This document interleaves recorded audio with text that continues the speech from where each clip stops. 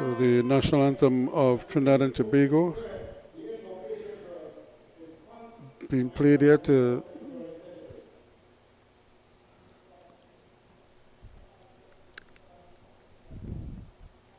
actually start proceedings. We have a prayer taking place now.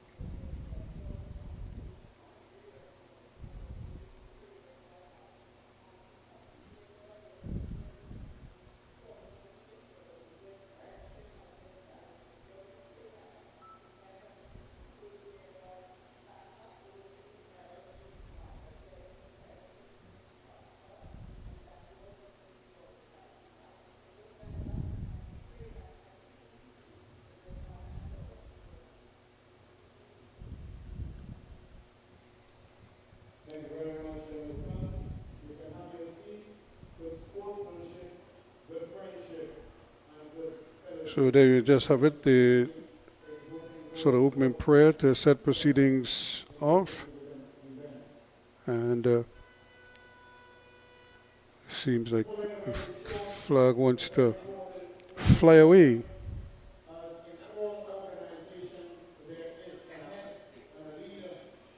So again, welcome to all the schools here from abroad as well as from all parts of Trinidad and Tobago for these games. So we want to welcome each and every one to the Hazley Crawford Stadium.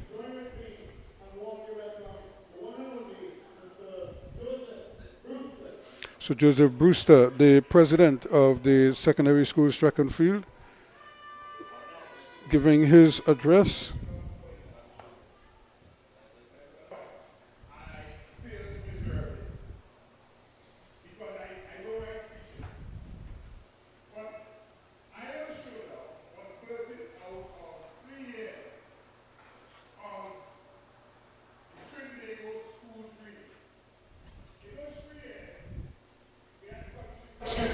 Schools from countries like Jamaica, Barbados, St. Vincent, Guyana, Antigua, St. Lucia, they were all here. This year, Island Showdown is the Trinbago Schools Relay added or enhanced with individual events. So today, for day one, the only track and field events tomorrow, day two, we will have track and field events for the included relays on the track as well. Today would not have been possible without people like Point Research, Hydrogen Limited, Subway, Essentially, Gatorade, TNT Region, CAFA, and others. It would not have been possible. So we thank them for investing in young people. Today would not have been possible without schools like the St. Vincent Grammar School. Give them a round of applause, please. Boca Secondary of Grenada, Mackenzie High School of Guyana, Christian Bell Wishman Secondary School of Guyana, and the school with the largest contingent, President's College of Guyana.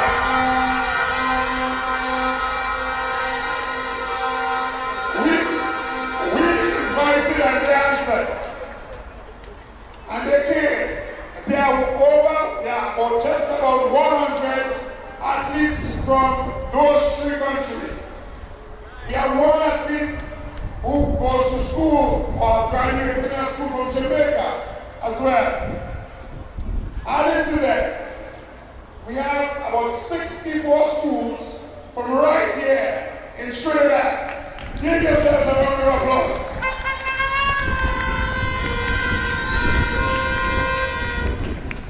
There are two special people that I want to highlight that are outside of the executive. These people people were people that I could have reached to, and people would call me just in time.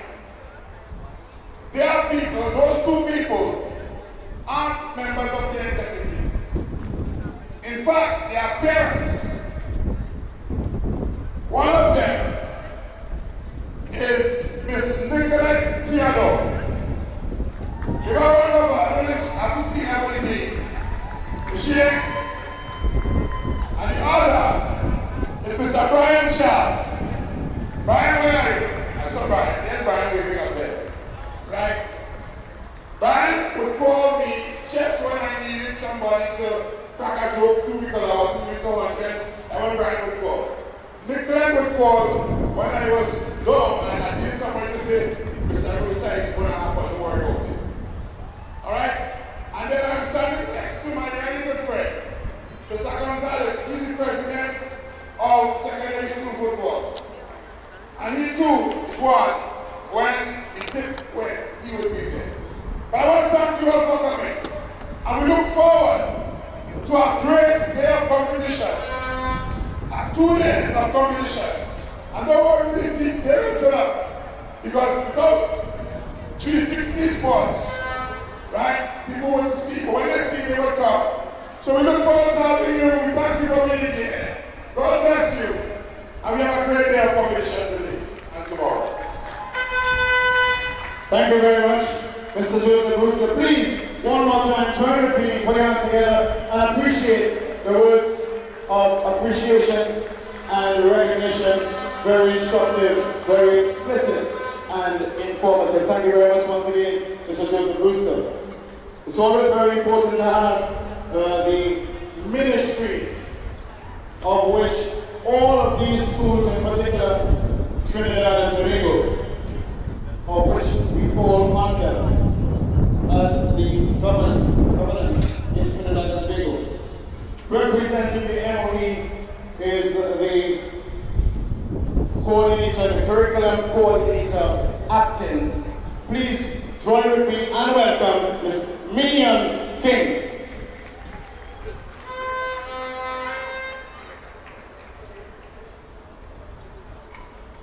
President of the Secondary Schools Association, Mr. Joseph Brewster, and executive members, student supervisors, principals, teachers, coaches, representatives from Point Research Nitrogen Limited, athletes, teachers, supporters, and friends from neighboring regions of Guyana, St. Vincent and the Grenadines, and Grenada, parents, students, especially invited guests, members of the media, ladies and gentlemen, pleasant good day to you all.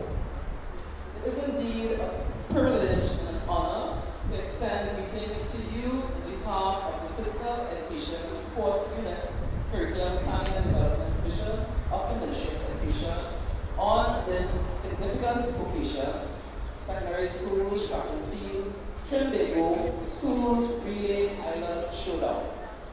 I take this opportunity to extend appreciation to a notable sponsor, Point Research Nitrogen Limited, for the invaluable contribution they have made towards this event and essentially towards the development of students through the medium of sport. We at the Ministry applaud your sense of corporate, social, and civic responsibility, and we say thank you and look forward to strengthening our partnership with your company.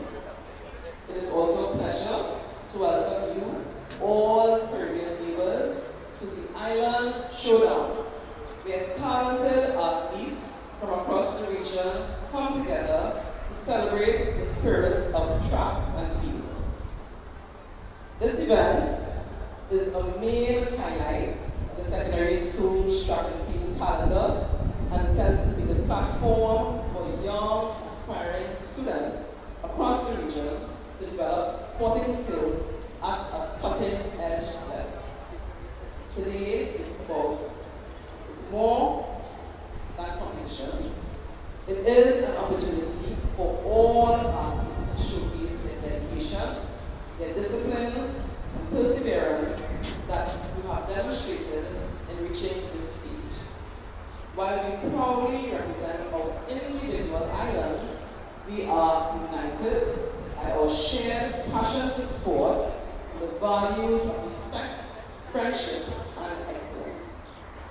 As the events unfold, let us compete with determination, celebrate one another's achievements, and demonstrate true sportsmanship both on and off the track. Finally, to every athlete, remember that your commitment and hard work have already made you champions. Give your best effort, inspire those around you, and create memories that will last a lifetime. On behalf of the Ministry of Education, I wish every competitor a successful, safe, and enjoyable Trinbago School Relay Island Showdown. Let the competition begin, and may the best performances shine. Thank you, and have a fantastic afternoon. Thank you very much. Give it up for Miss Lillian King, the curriculum coordinator acting of the MOE. Thank you very much for your very inspiring, instructive, and valuable words of wisdom.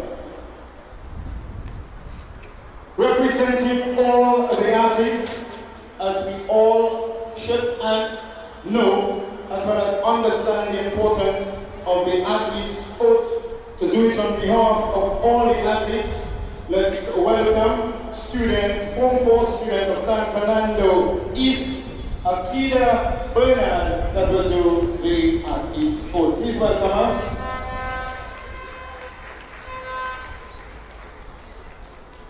We swear that we will take part in the 2026 Island Showdown Championships as loyal competitors, respecting the regulations of our sport and eager to participate in a true spirit of fair play.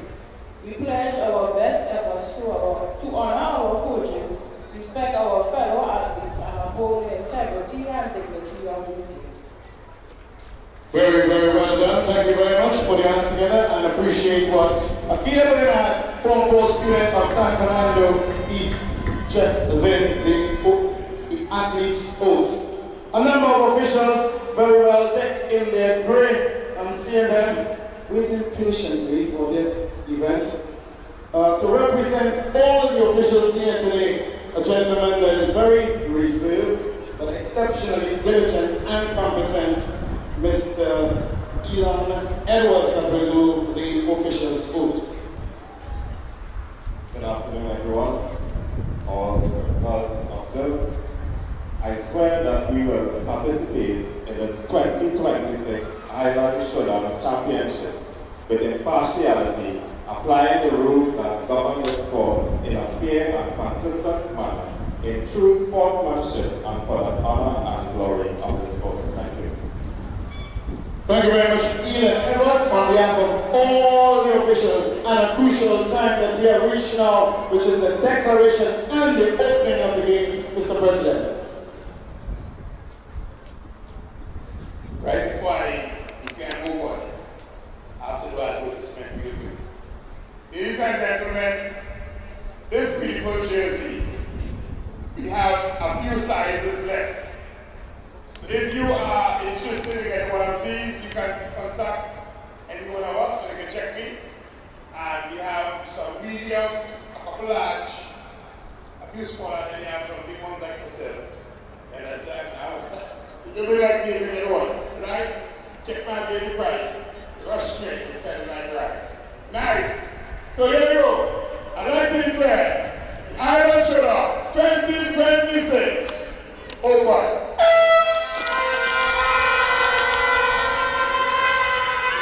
Thank you very much, Mr. President. So it's officially open, Island Showdown, as we thank all those with their flags from the 21 schools, led by Flying Officer Answell, and the entire Trinbago's cadet unit. So Ron Maxwell, the Flying Officer, leading the team up the schools. Music! Let's go! Come on. Mr. Go, Denzel Jones, give it, don't hold it back. Bounce, bounce, come on, come on, come on.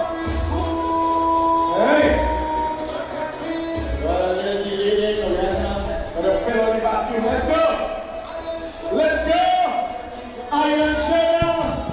So we just had a very short opening ceremony there to make sure that everything is A-OK, and we're getting ready as the flags are paraded off the center stage. We get ready now for the athletes to come into their own, and we certainly look forward to some outstanding performances.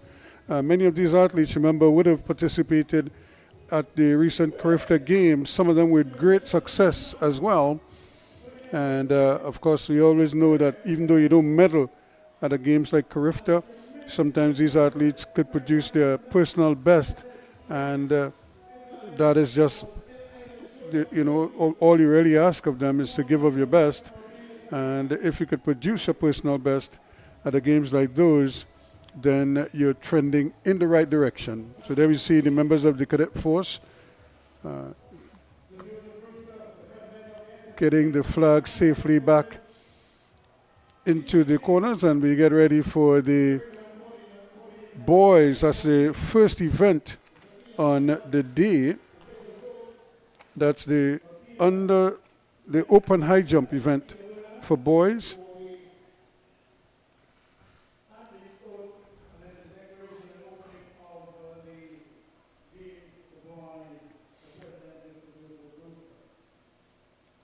So again, Mr. Brewster is the real brainchild behind these games, and with assistance from the Ministry of Education, the Ministry of Sport, and other sponsors, they are able to make it a reality, so to speak. Now, we've been having these for the last couple of years, but of course, as with everything, some teams are bigger than others, and that's probably a financial consideration, but it's also a logistical consideration as well in terms of what is happening in other jurisdictions. That's a great jump.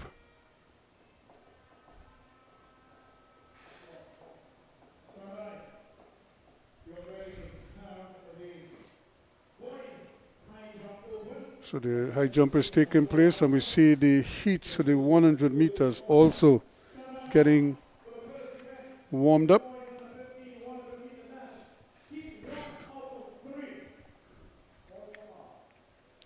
So here we go for the boys under 15 boys.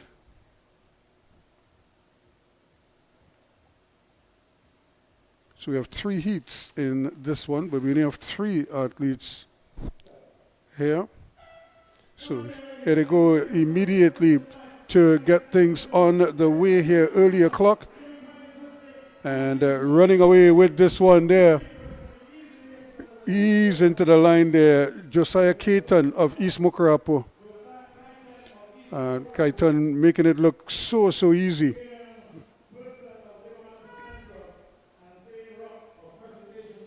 Zane Rock of Presentation San Fernando.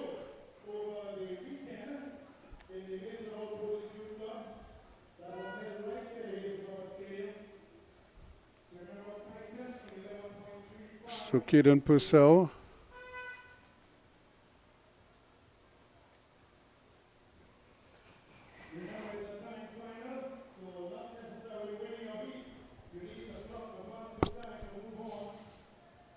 So again, there's the time there for Caton. 11:35 is his time.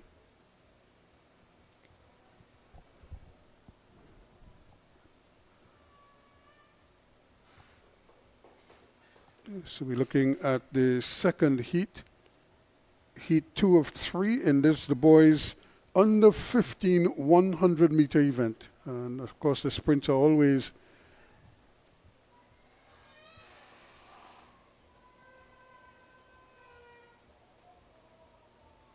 very well respected. People spend a lot of time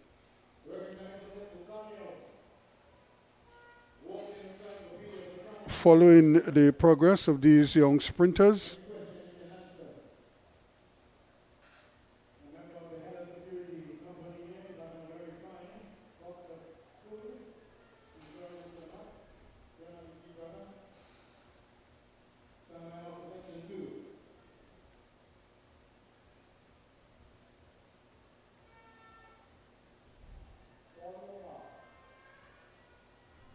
So here we go now for heat number 2. Caden Romano, Eli Edwards, Tyler Hercules, Josiah Thompson, Aidan Lafoucade, and Lyndon Haynes. All 7 lanes occupied here in this one. Actually, lane 1 is open. And there goes Romano coming in, but coming up in the middle of the track. They're running beautifully there. Tyler Hercules of St. Vincent and the Grenadines, but coming on the outside, running brilliantly there. Mackenzie, Lyndon Haynes of Mackenzie, coming and doing a brilliant job there, running on the outside. Lyndon Haynes might have actually taken it. Yes, 11:53 to Haynes.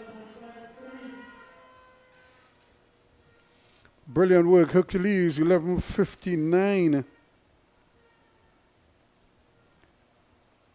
But really, a good bit of sprinting there. It was very tight at the end. Both men trying to get to the line there, but in the end, Mackenzie's Lyndon Haynes was the one who got there the fastest and picked up a victory there, 11.53 seconds. Remember,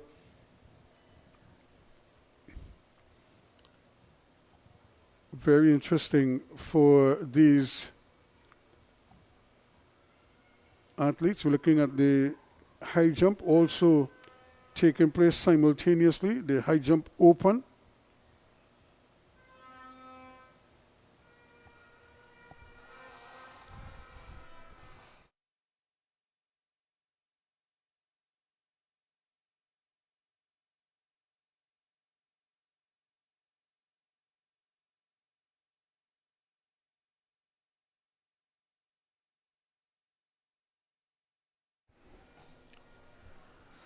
So again, we're looking at the officials, just making sure that the measurements are perfect. And while they're doing that, we have athletes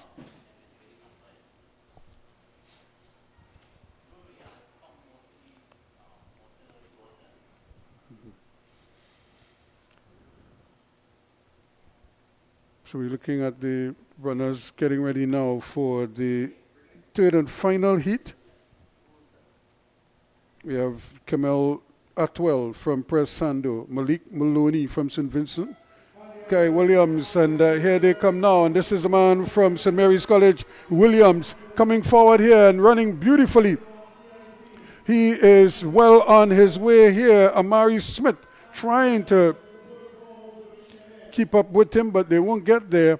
And it's the man from St. Mary's who would have won that one comfortably.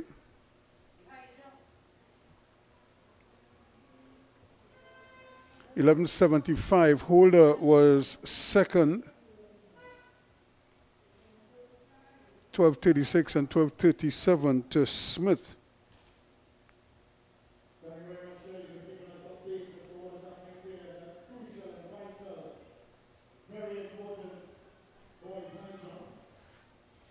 So very close indeed.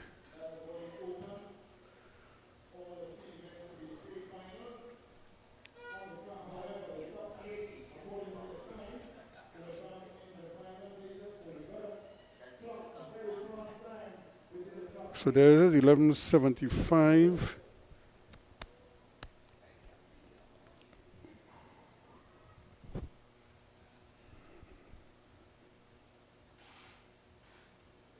That's Cristiano Perez with a good jump there, the man from QRC.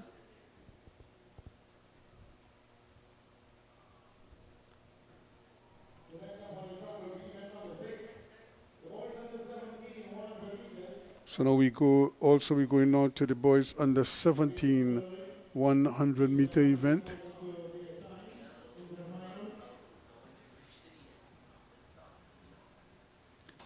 And it just didn't seem like he was ready to go there. That's Romarion Wolf of President's College. And this is Kimal Gishard of Mackenzie, but we now have the 100 meters also getting ready. Gishard just trying to get his jump on the way.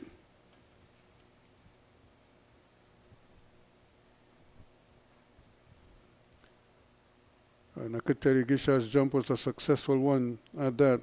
Now we're back here with the boys on the 17 100 meter event now. And here they go quickly away. And so Jadel coming in, but look at the action in the middle of the track. The Jermaine Castor from President's College cruising and running onto lane 4 there. Isaiah Teasdale of Press Sando making it look so easy. Indeed, just cruising down the line, and that's it. 11:16 is his winning time. Ahead of Martin and John. Zane Martin.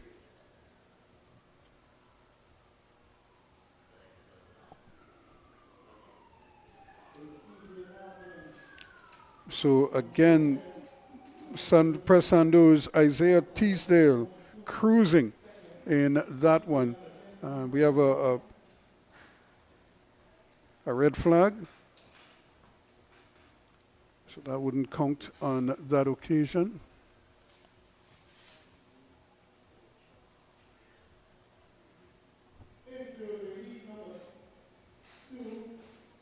This is Jamal Nichols of Boca Grenada getting ready with his jump.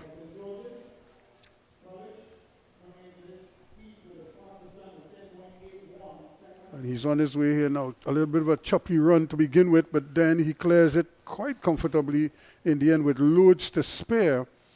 And so I'm sure he will be happy with that, although he probably not happy with his approach. But at the end of the day, it's really about getting over the line. So back on the line now, Eliel Brown. And again, with plenty to spare, but just clipping the line. Back to the boys on the 17 100 meter event.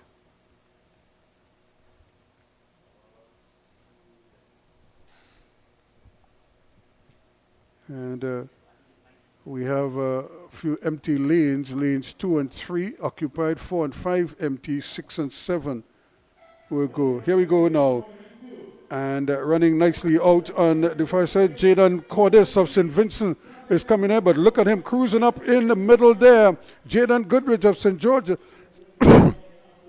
and running nicely with Sean Hart as well of Fatima College, showing how it should be done there. Hart cruising in the end. 11:60 his time, as opposed to Derek's 11:69 and 11:82 for Anthony.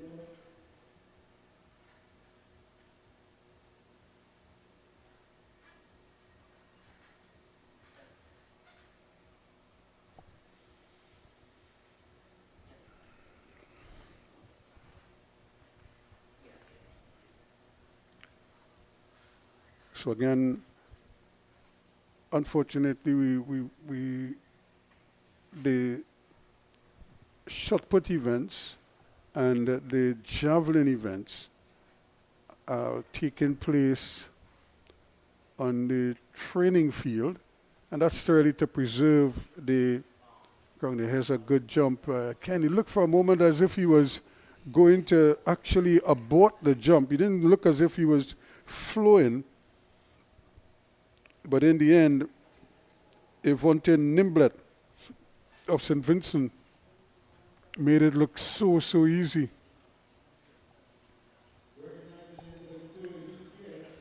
Here is Eliel Brown of QRC.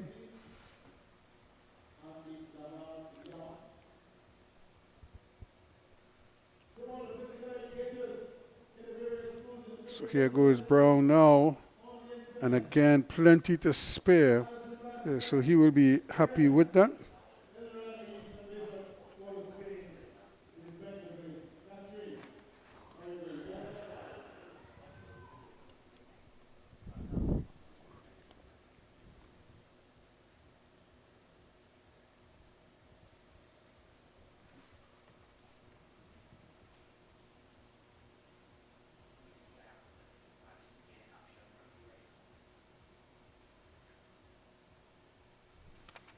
That's another effort there, but an unsuccessful one. Here they go now for the boys, the third and final heat here in the boys, the preliminaries, and coming through on the inside there, just getting up on the line in the end there, Groves, Cremani Groves of Presentation San Fernando. Come in very hard indeed. Did he get there first? And we will see, but he was in a real dogfight there with Lamar Yaw, but Groves gets it. Rogers gets second, and Yaw gets third.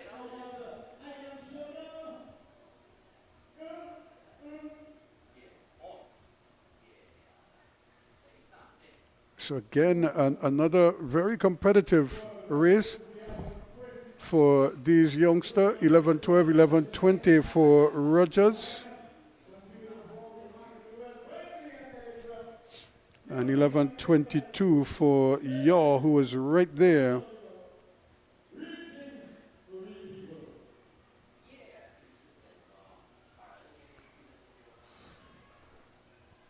So while all that is going on, we still have the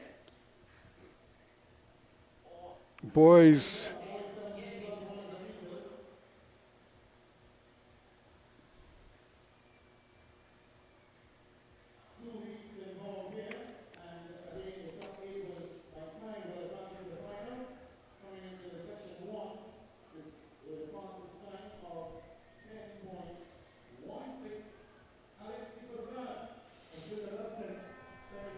So again, boys under 17, this is the second batch of under 17 boys.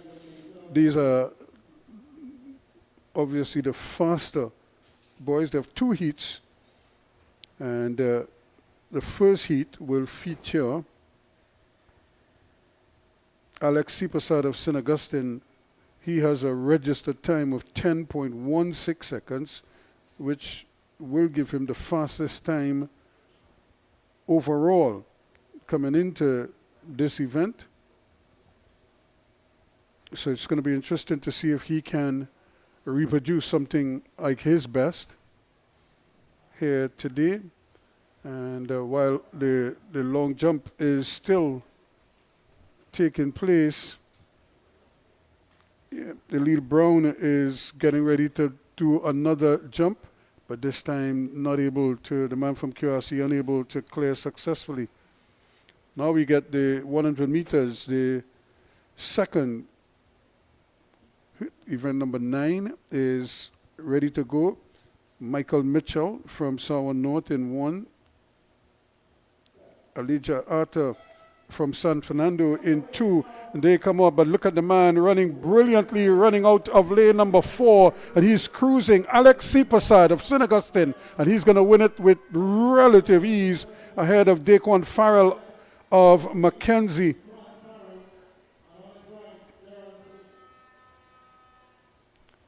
But look at how comfortably, 10.53 his time.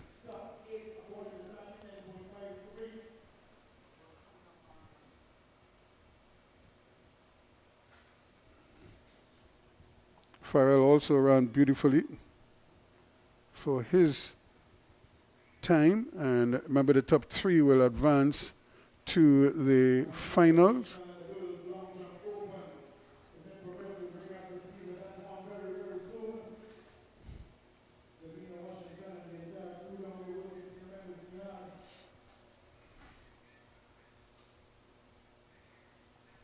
So we're still seeing the jumpers now having a tough time clearing as the bar goes a little bit higher, and the demand is a little bit more, so they now have to really refocus and make sure the technique is as sound as it was earlier. The only thing that changes, as we say, is the height, but the technique has to remain the same. And here he goes, comfortably sailing over.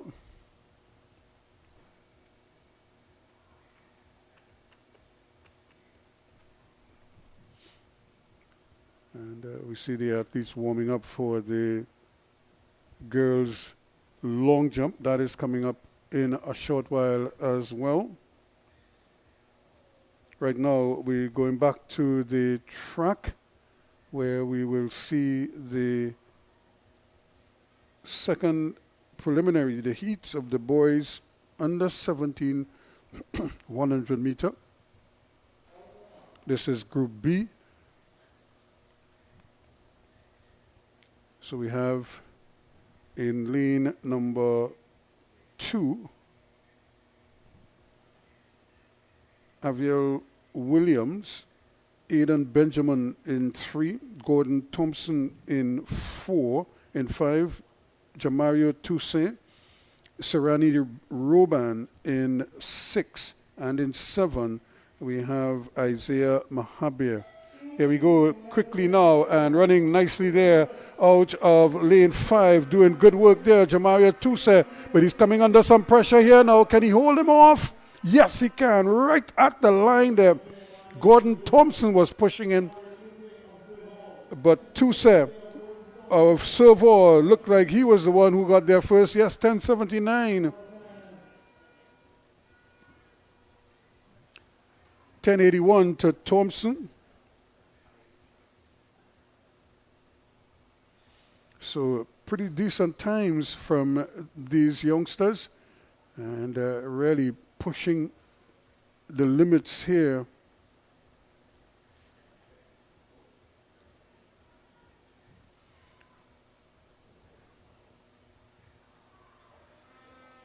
He continues to jump very well and is really putting down a statement here, QRC, trying to see if he can get over this latest marker. Evonte Nimblet of St. Vincent Grammar. And everything just seemed wrong. He went over nicely the last time out. This time, he just seemed to be rushing things a little bit.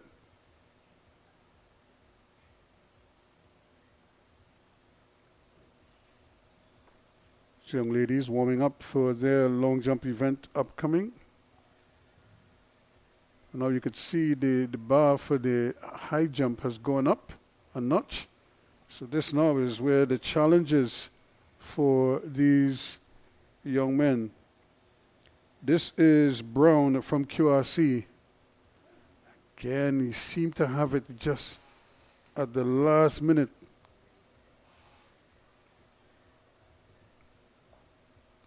Just not getting that leg over. The rest of his body was comfortably over. Just couldn't get the leg to follow.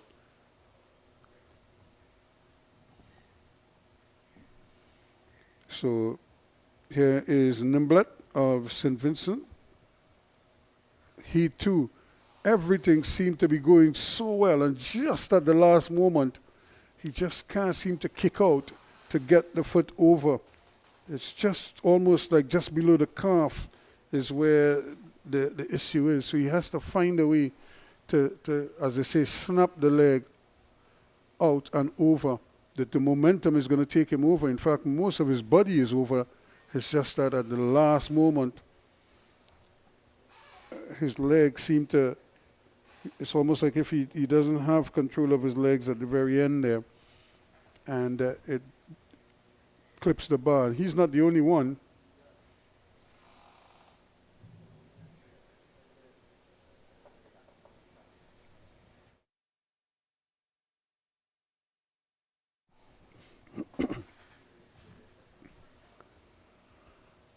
So again, they're just double checking to make sure that the height is the correct one. So first they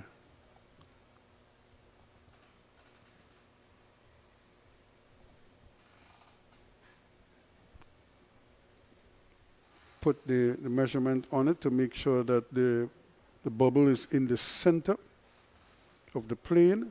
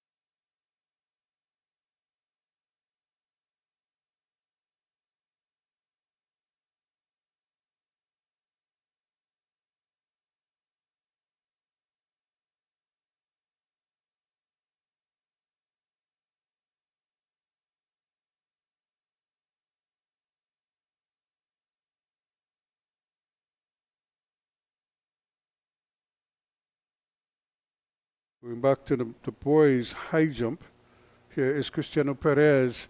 This time he is gone over, so he too is in good. The man from QRC, 186, because he came in with a height of 181. So if he's clearing 186, he must be very happy indeed that he can produce something of that nature. But he's battling this man who is determined as ever, Gishad. Can he get it done now, Mackenzie? Remember, he has a 185 to his credit. He's trying to clear 186 here now. He wants support. He's asking for a little support. Can he get over?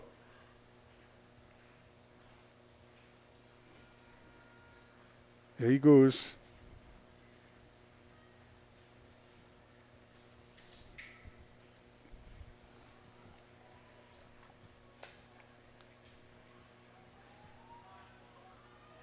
And he does. So the man from Mackenzie High School in Guyana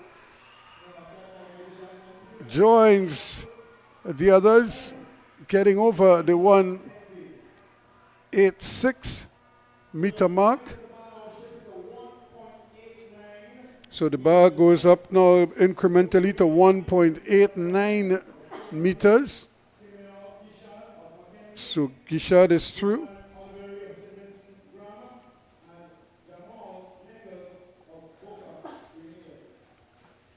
So Oliveri is there, Nichols is there, Perez is there, and of course we just saw Gishad go over. So the girls' javelin also in effect as well. The girls' long jump is also taking place, and the under 17 javelin is also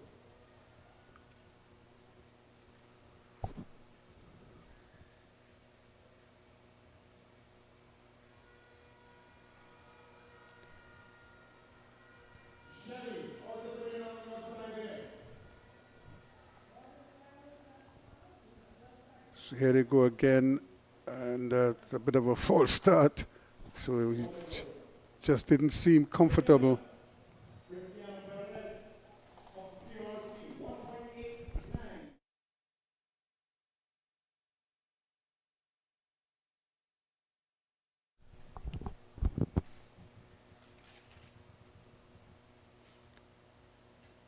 And that wouldn't count. Even from this angle, you could see she had basically crossed that line, so that jump wouldn't count.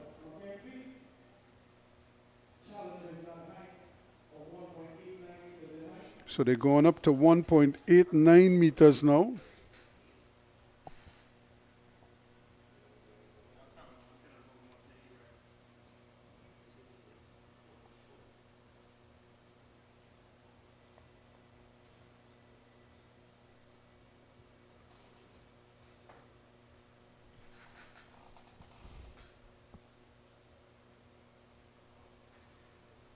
So back we come now to Gishad. He's going to try at 1.89 now.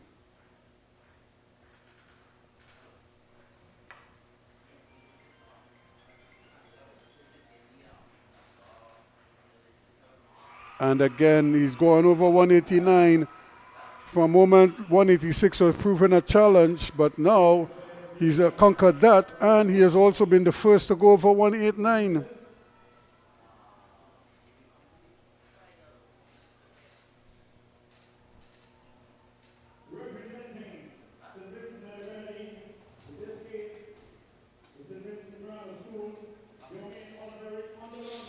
Jermaine Oliveri from St. Vincent Grammar.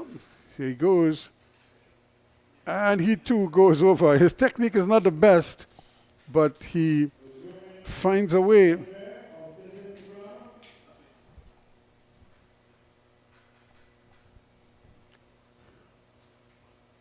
So next we see So Jamal Nichols now is trying his bit. He too goes over 169. So it's almost like if they wanted the bar to go up a little higher. So all three of them have gone over successfully. Oliveri, Gishard, and Nichols, but now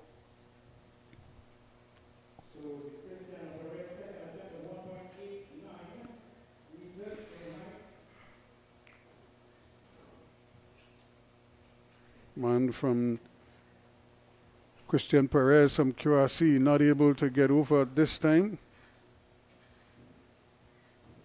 Cristiano Perez. It's the only one to fail so far at this height.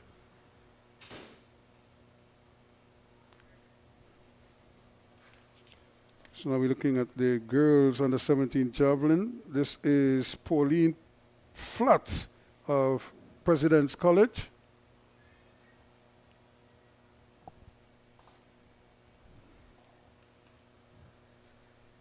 And she didn't leave a marking, so she wouldn't get a score. And for whatever reason, she just seemed like she was not happy with that run-up. He's going to try again, Perez, and this time is certainly way off on that occasion. So Cristiano Perez, twice now, failing to go over 189.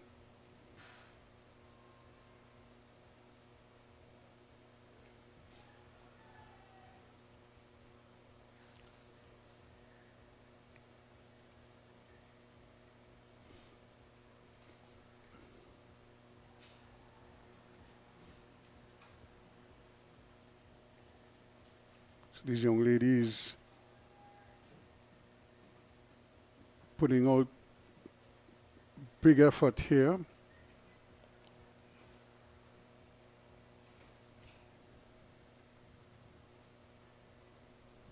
We shift now to the girls, the 15 one lap, straight final.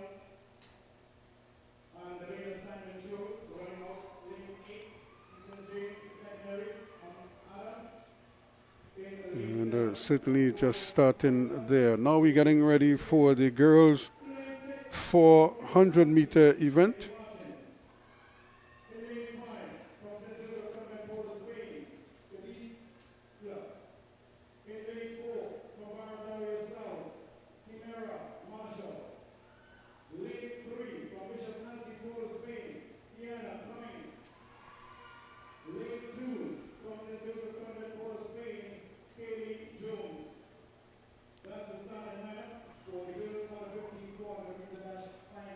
So we have Kaylee Jones in lane 2.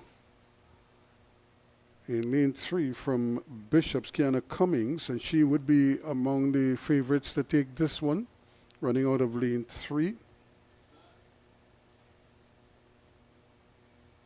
Khadija Butler runs out of lane 5 as well. So here they go, quickly. In the first of 2 heats, and already you could see Cummings just starting to move and move smoothly as she goes around there now, coming onto the back straightaway, way out in the distance. Zara Rupchan of St. Francois, but it is on the inside. You could see her just making up the stagger and moving. She's cruising right now, coming into your picture there.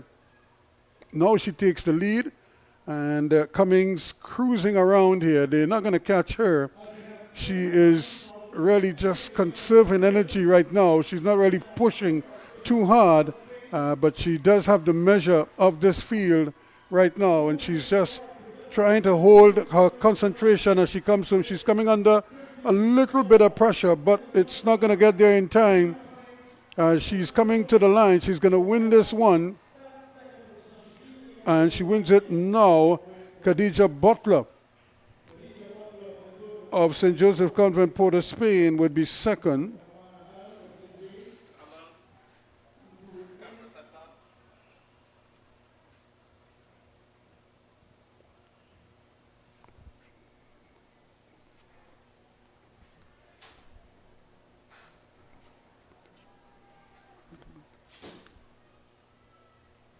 So Cummings 102.77 her time.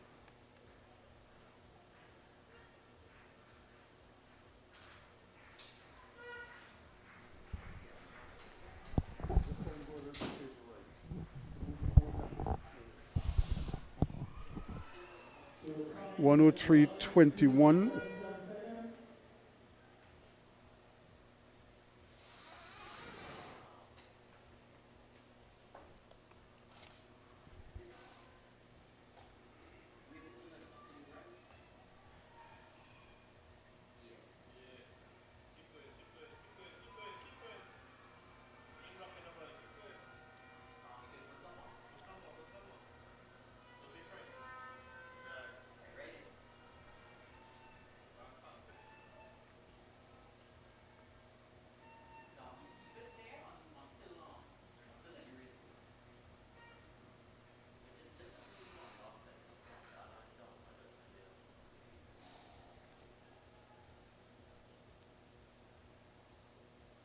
So we just had the girls one lap event. Cummings winning comfortably there, 102.77, ahead of Khadija Butler of St. Joseph's Convent, Cummings of Bishop's Anstey.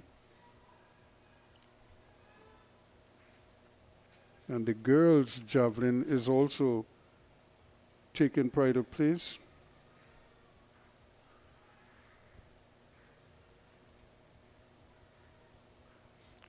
Marlena Joseph out of Grenada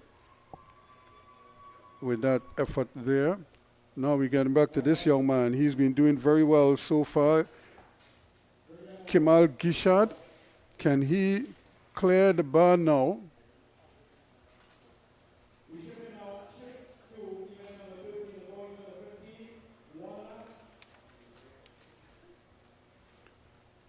And in the meantime, the boys under 15 400-meter event is also getting ready to take place here. But here is Gishard.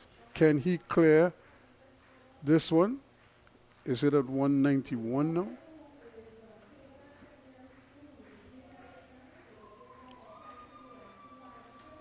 Let's see if he can get this over. Not able to do so.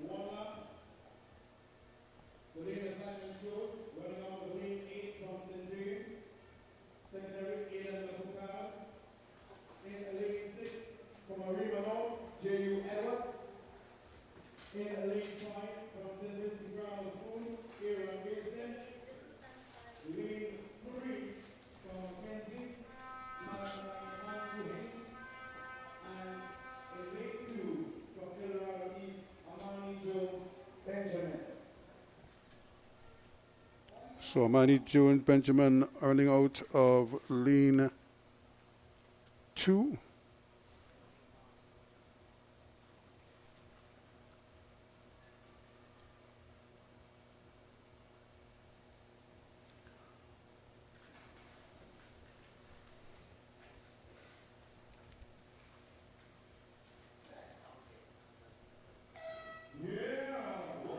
So here we go now as they make their way up this way, running out there out of St. Vincent, running very well. Aaron Basden. Very powerful indeed.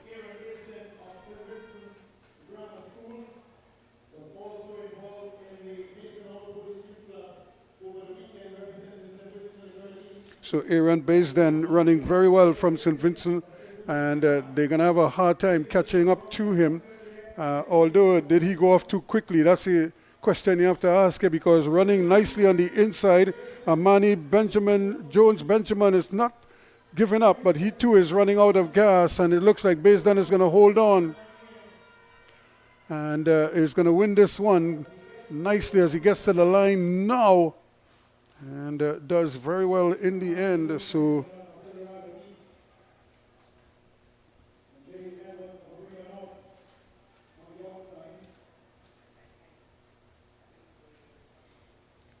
but Aaron Basden winning nicely 53:36, his winning time.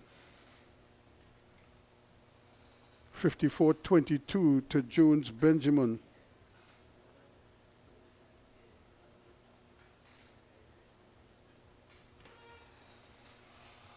So now we go back to the girls' javelin.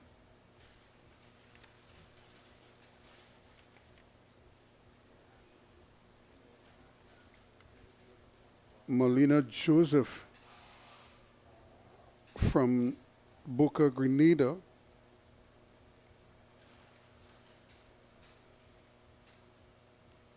She is expected to win this event. Let's see if she goes through to form. Not the best form in terms of technique, but she gets a white flag, so that measurement will count.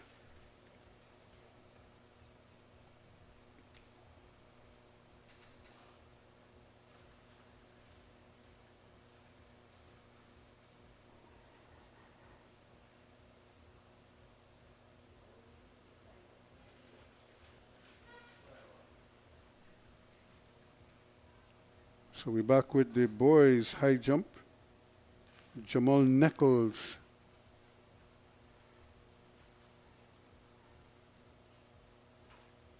In this, the boys under 50, one up.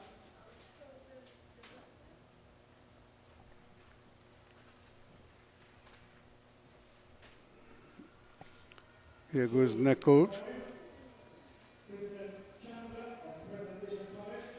In lane 8, lane 7, again the Eagle of QRC, lane 5, Hammer Frank of Boca Grenada, lane 4, Azari Horn of St. Vincent Grammar, and lane 3, Cyron Roberts of CIC.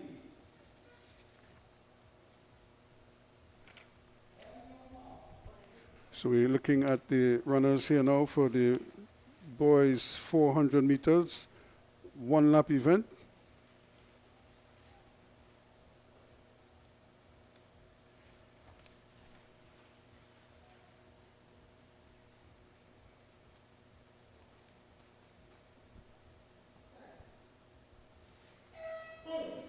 And away they go.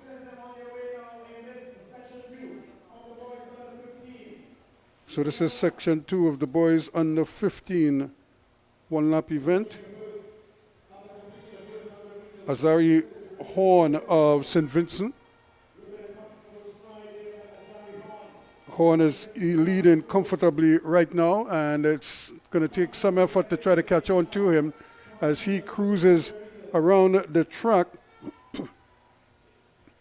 Nobody looks to be able to ham on. Frank of Grenada is trying his best, but they're not going to catch him. He is well ahead of everybody. Frank is trying. He's not giving up. He's still pushing to get there.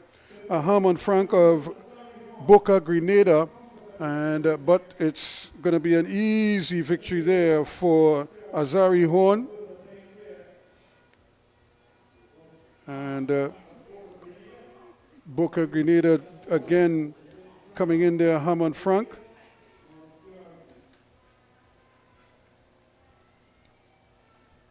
Again, the A-Guard of QRC also featuring there. So 56.67.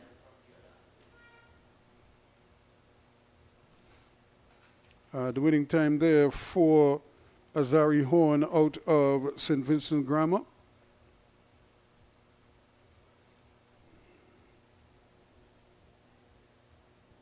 And 57.75 to Hammond Frank.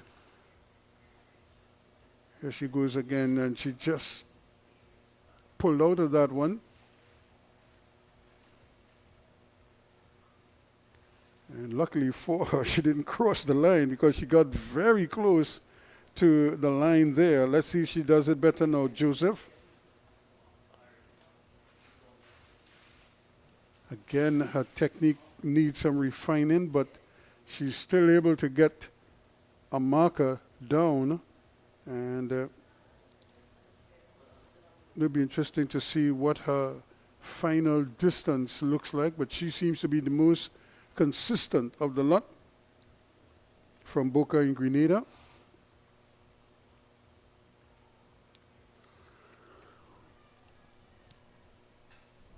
She had a personal best of 28 meters.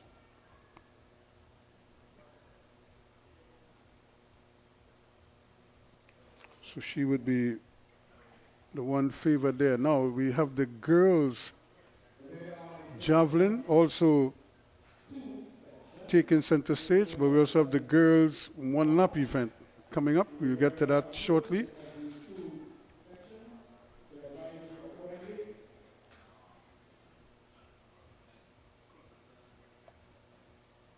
And that's a pretty impressive throw, and she will get the white flag, so that might be the lead in distance so far. And that was a pretty impressive one.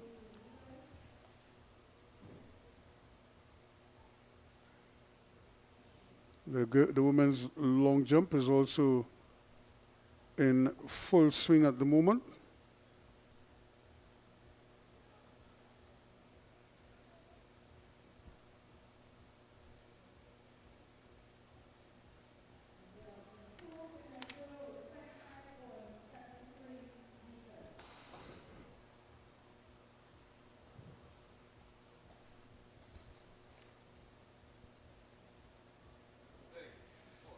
Pauline Flats, again, not able to execute that one at all.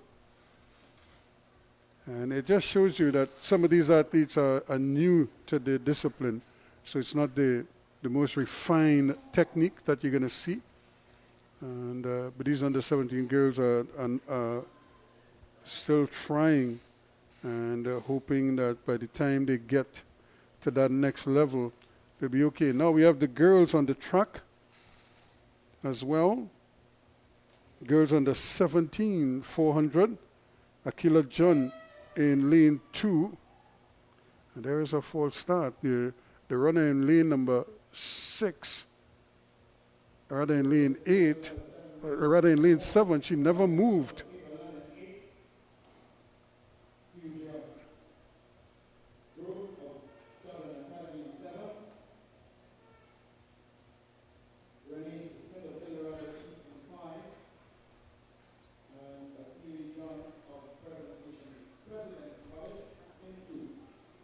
So Achilles John of President's College in lane 2. We have in lane 5.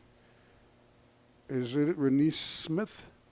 In 5. In 7, we have Keisha Grove. But there is a runner in lane 8 as well. There's another throw that will get a marker, so that will be measured as well.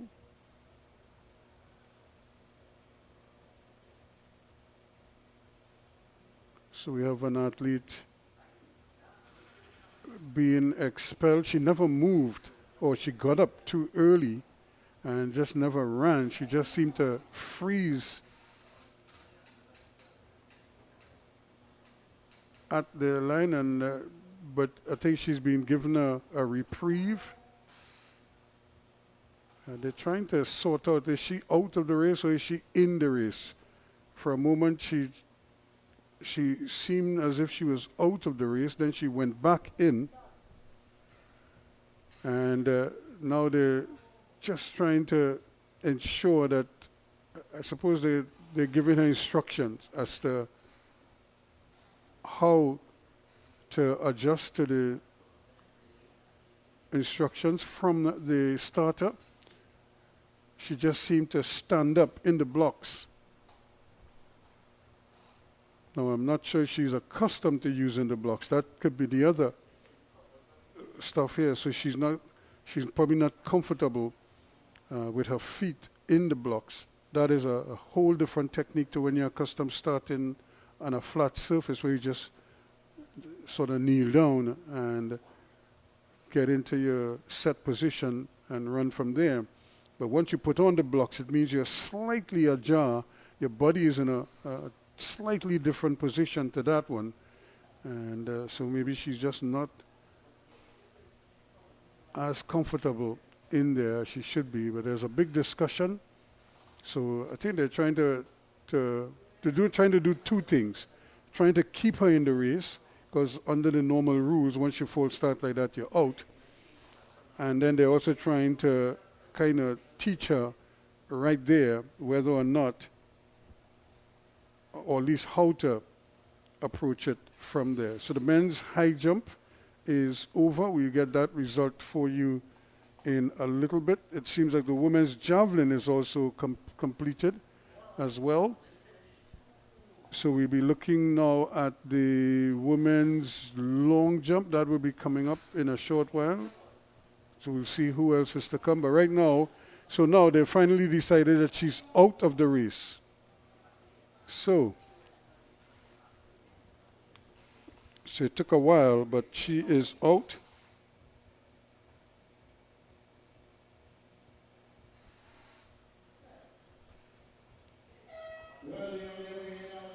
So just 3 of them in this one-lap event. Achilles John on the inside. Renee Smith.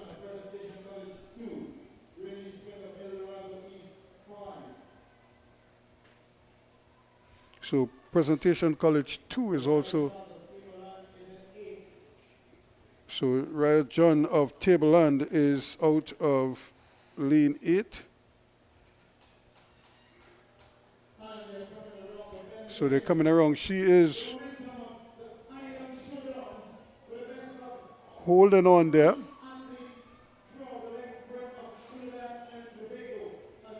So Renee Smith of El Dorado East trying her best here to hold on to John. John is not giving up. John is pushing to try to get back here. John, is she going to get there?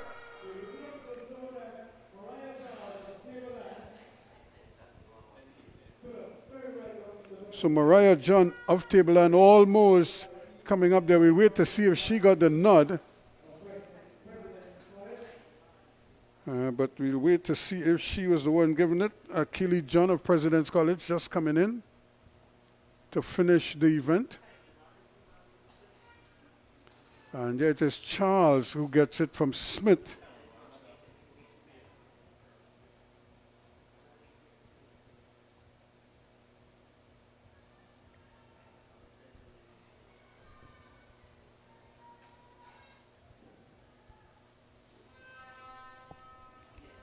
So now the girls' long jump.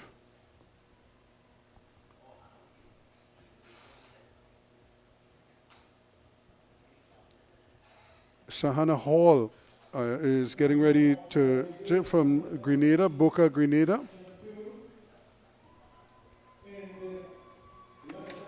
But also coming up now, we have the girls, the second half of this 400-meter girls. Chelsea Charles in lane 8. Kiana Hope of Mackenzie is in 7. Megan Batiste of Mayaro in lane 6. And here now looking to get a distance, get a marker down.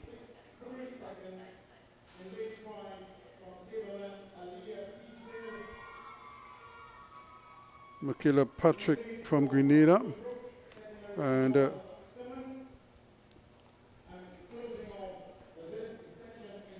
so we have Aliyah Teasdale out of Tableland in lane 5. Honora Simmons of Woodbrook in lane 4. Kelly Grant of Holy Name Convent in 3. And Melina Joseph. She's out. So is Grant in 3, Simmons in 4, Teasdale in 5, Batiste in 6, Hope in 7, and Charles in 8. Here they go now, a nice even start. as they kind of walking out of the blocks, but running nicely there. Chelsea Charles of Bishop Anstey running out in lane number 8 is the one showing early promise. Can she hold on? Kiana Hope of Mackenzie on her inside is also running well. There's a nice battle in the middle of the track there between Tableland and Mayaro. Megan Batiste of Mayaro and Aliyah Teasdale of Tableland fighting hard. But look who's coming there, running all the way on the inside there. It looks like Teasdale is the one who has taken up the running, and she is running away from them. The young lady from Tableland is really scorching the track now. She is running away from everybody here. Aliyah Teasdale of Tableland is going to win this one. Running on the outside, it looks as if this is going to be Kiana Hope is going to finish second, and running in lane number 6 there, Batiste of Mayaro. But what a finish there from Aliyah Teasdale. First 1 and 41 minutes and 44 seconds. Hope 103.98.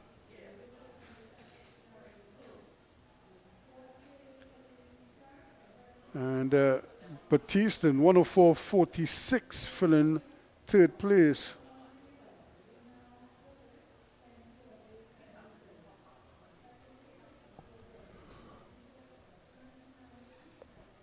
So again, Teasdale 1 minute 00.44 seconds, just ahead of Mackenzie out, or rather Hope out of Mackenzie, 103.98 and 104.46 for Megan Batiste of Mayaro.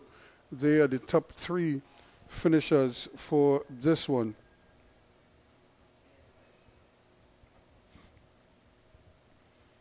Now we look at the boys getting ready to do battle in their under 17 400 meter event.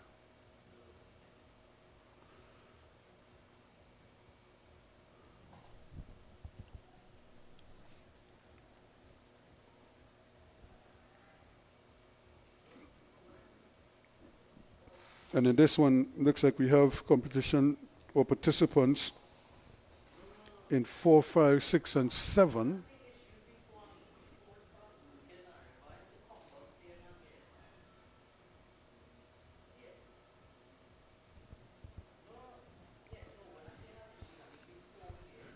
In lane 4, we have Tahir Hart, it looks like, from President's College.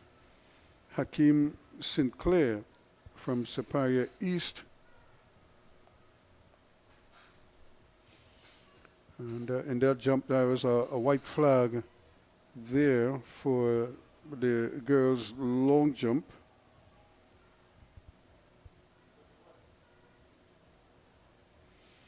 Calais Trotman of Christianburg.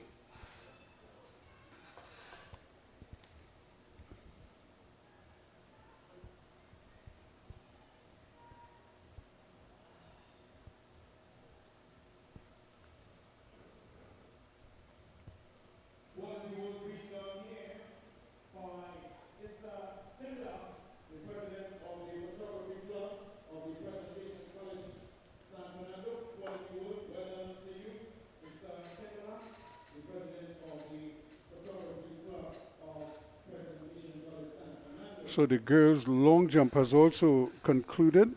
So we're back on the track now. We'll get those results for you in a short while. And the girls under 15 400 meter dash, Kiana Cummings, a member from Bishop Anstey, 102.77. Khadija Butler was second from St. Joseph's Convent, Port of Spain, 103.21. And Amana Adams of St. James Secondary, 104.83.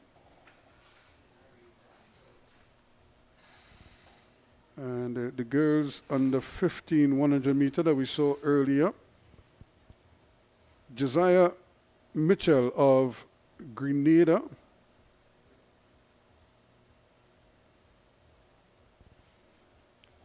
those are the qualifiers, so we will get to them in a little bit. And for the moment, we're looking at the 400 meter, the one lap event for these men. Here is another jump. Well, maybe they're trying to separate a couple of these jumpers. Bishop Anstey.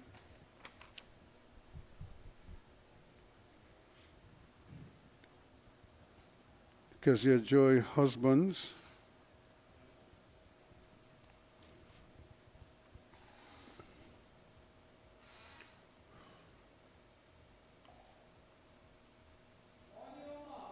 So here we go now for the boys under 17s.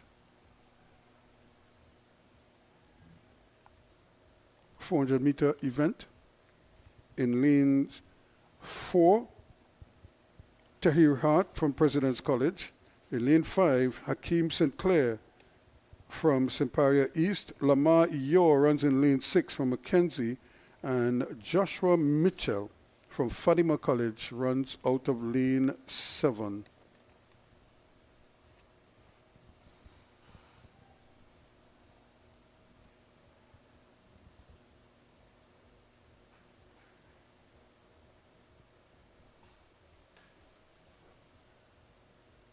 So again, the starter has asked them to stand up. I'm not sure what the delay is there.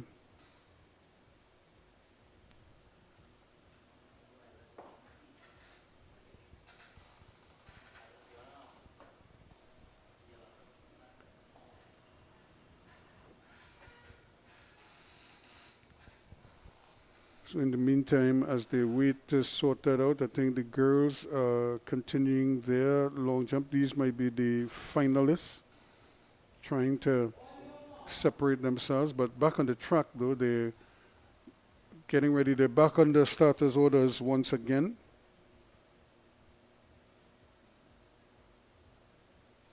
For the 400 meter event, under 17 boys.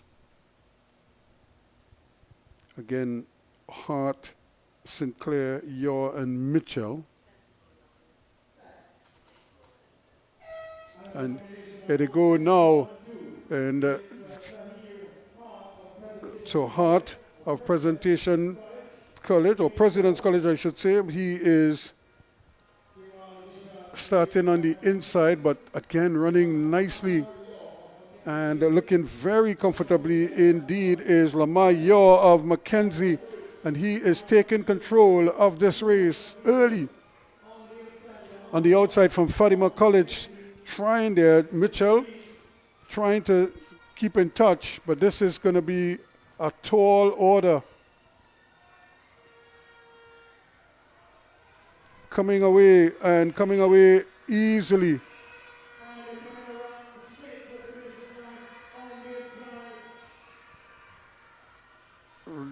Wonderful race there, Hakeem St. Clair.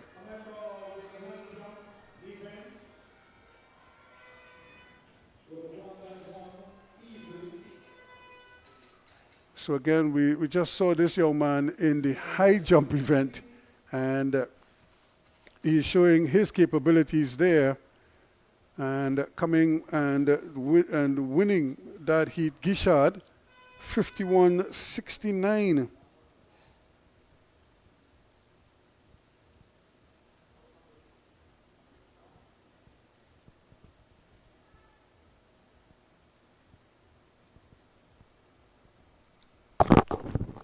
So what a talent he is.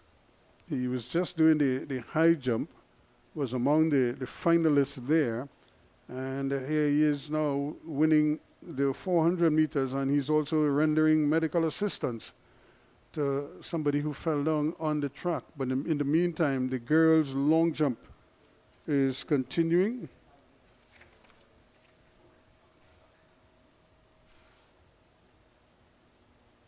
Graham of Tunapuna. And she gets good height, but not the distance. I think her technique it's good, but she just has to maybe travel in the air a little bit, kind of propel herself forward. She's getting good height. She has a good plant off the board. It's just not getting just that little, maybe another meter or so. Or should I say another couple feet to really get the distance that she deserves.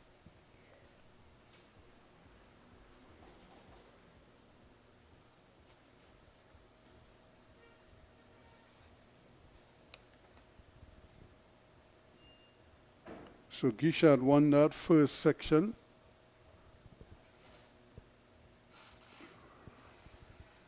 Sahana Hall of Boca Grenada is next up in the girls' long jump. This is the long jump open for girls. Wearing the number 158, Boca of Grenada, represented by Sarhana Hall, who's in your picture now. Just getting her concentration levels up.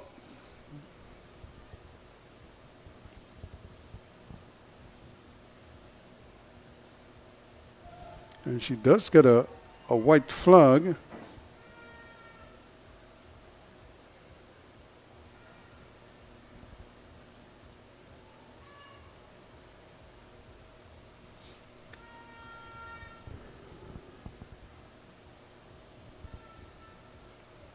So now back to the track,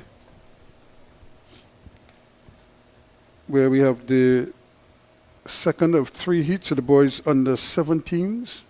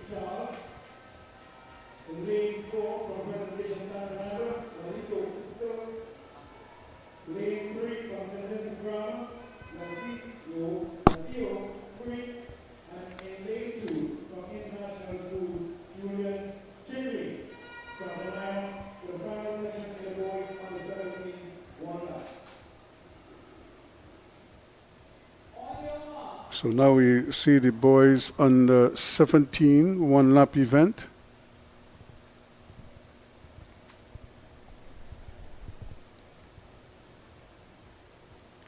Josiah Anthony from Naparima College,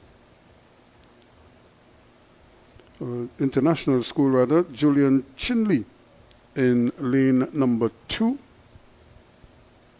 In 3, Nazio Free of St. Vincent. And kind of a sluggish start as they came out of the blocks there. Lyndon George of QRC is on the outside there. He is trying to put some distance between himself and the others, but we'll see if he can hold on to that. Right now he's looking comfortably, but when you're running out in lane 8, you're running blind because you can't see who's on your inside, but everybody on the inside could see you. But he's doing well. But look at the action on the inside now. Julian Chinley is coming into the straightaway and is going to take the lead here. Can he hold on? Trying there. Chinley is the one who's going to win it. And Chinley from the international school wins it. Ahead of George of QRC and Nazio Free, it looks like, from St. Vincent. And doing very well there. Chinley winning 50-15. George in 50-67.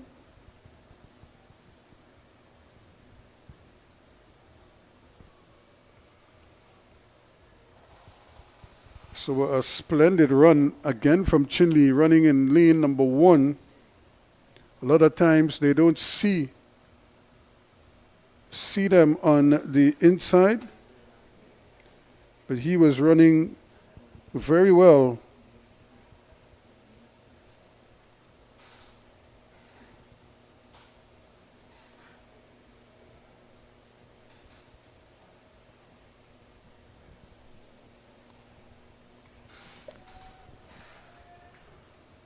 So back to the girls.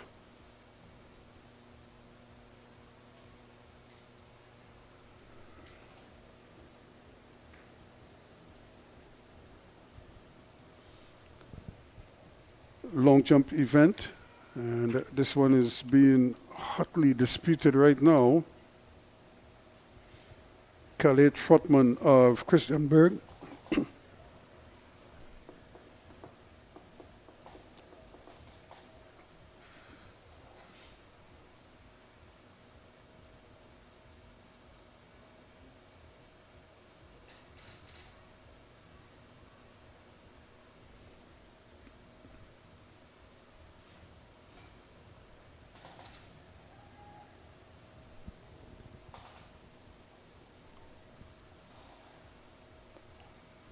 So they're just preparing the sand here, so we'll see how they come out. So again, in the girls under 17 400-meter dash, Mariah Charles of Tableland from Renee Smith and Aliyah Teasdale. And in the boys under 15 400, Aaron Basden of St. Vincent, 53.36. Amani Jones Benjamin of El Dorado East, 54.21, and Jehu Edwards of Arima North, 54.63. Also in the boys under 15 400-meter dash,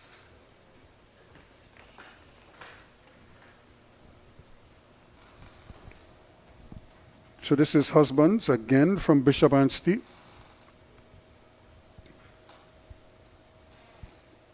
Girls long jump open. There she goes. And that's good use of the board. She should get a white flag there. And took almost every bit of the board. And that's,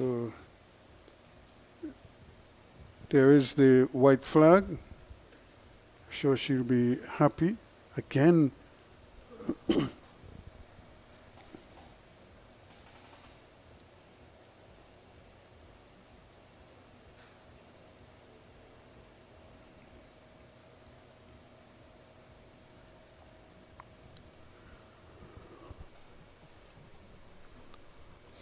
just trying to make sure that they get the distance correct before they rake over the sand. Is for the next jumper.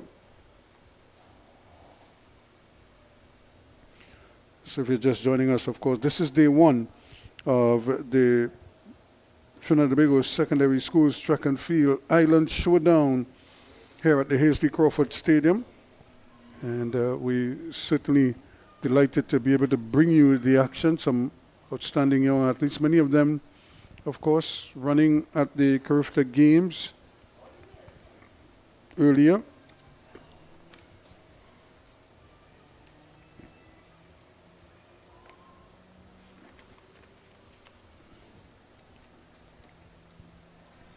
So we have the girls under 17 400. This is the second section. For these girls going 400 meters.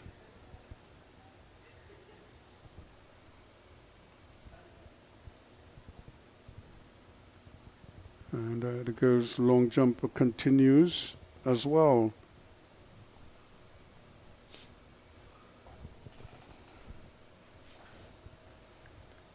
So there we see the young ladies as they get ready for their.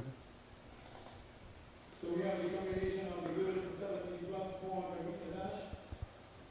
And it shows the following running out of lane 7, pulling in 100.5. So Destiny Bartholomew runs out of lane 7. On her inside, Janisa Allenby from Holy Name Convent. In lane 5, in St. Kevin's, Kaya Hyson. In lane 4, from El Dorado East, Kayla Charles. South runs out of lane 3. That's Ayola Alfred. And in lane 2, from Boca Grenada, Soraya Phillips. In lane number 2. So Phillips in 2, Alfred in 3, Charles in 4, Hyson in 5, Allenby in 6, and Bartholomew in 7.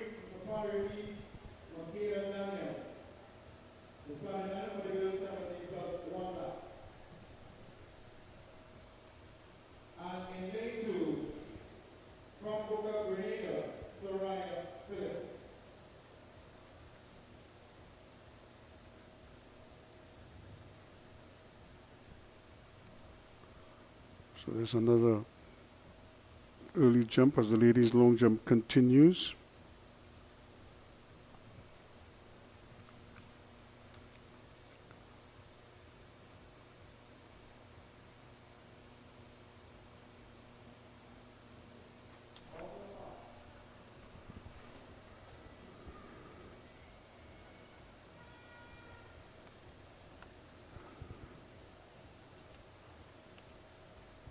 So the under starters order is in this one.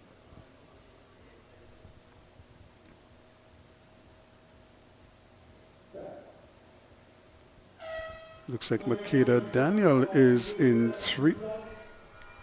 They say the under 17 plus, or the 17 plus. And Bartholomew Destiny shuts out of the blocks. And also Annie Logie of Grenada, Boca Grenada.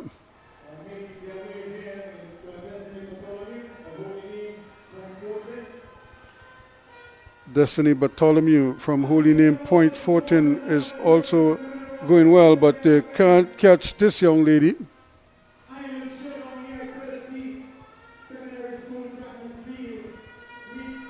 Kaya Hansen running beautifully.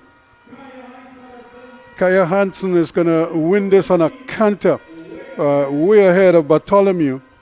But running from out there on the outside from Holy Name Point Fortin, and then running on the way inside, Soraya Phillips from Grenada, Boca Grenada, will fill 3rd place.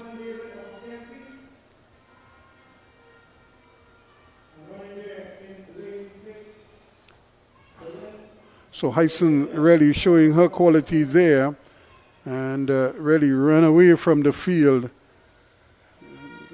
Although it was Bartholomew who did the early running, but she couldn't hold her off. Hyson 56.65 to win it, and she won it quite comfortably in the end. Bartholomew 2nd and Phillips in 3rd.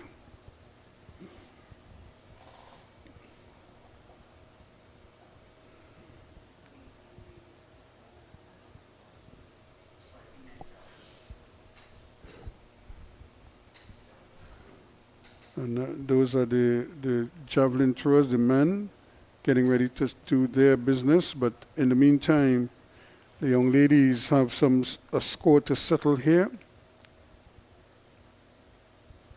Soraya Hall of Boca Grenada still trying her best.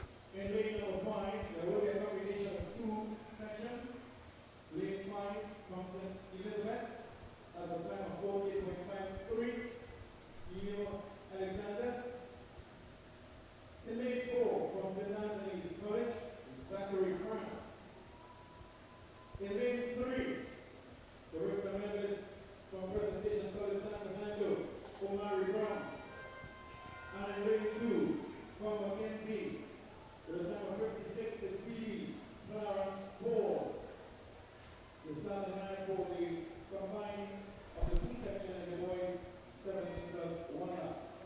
So we have the boys 17 plus one lap event coming. There were two sections, so they sort of combined them here. And not very many of them, only 4 of them going in this one.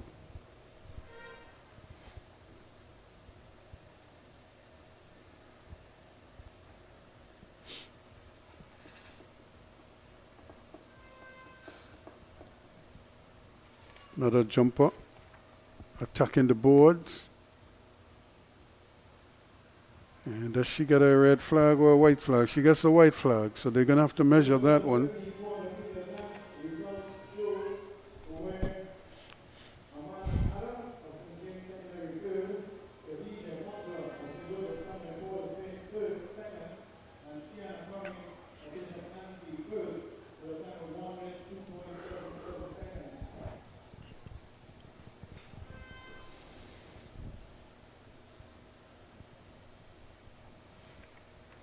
So back on the track, we're seeing runners in lanes 2, 3, 4, and 5. This is a combined race.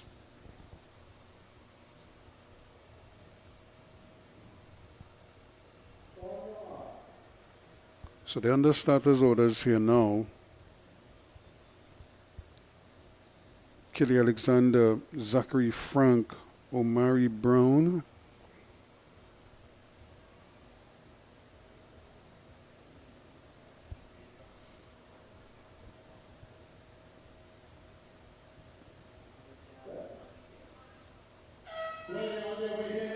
So here they go now. And running nicely now out of lane number 5.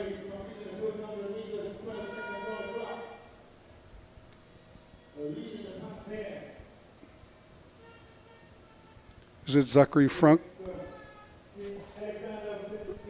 St. Anthony's is also there. Alexander from St. Elizabeth is doing the business.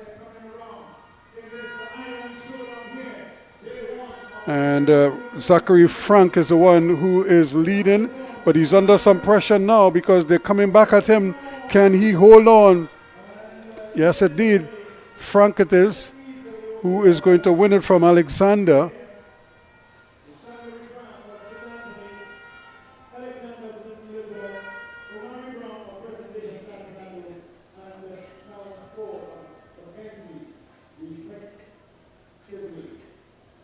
And the young man out of Mackenzie, Clarence Paul, would finish in 4th place.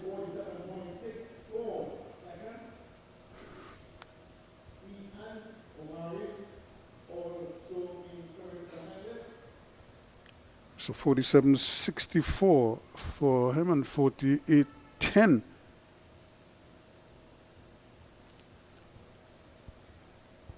So again, Zachary Frank. Another one of this country's outstanding Carifta athletes.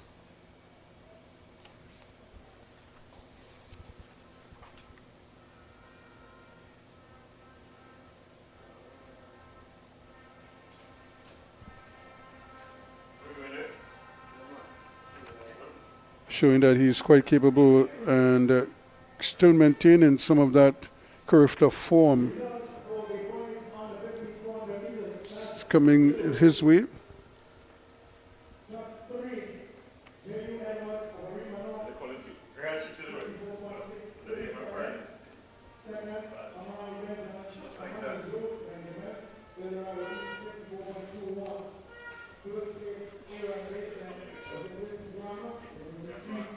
So they're still trying to sort out this girl's long jump. And they've been at it for quite a while, so this might be the 6th jump. No.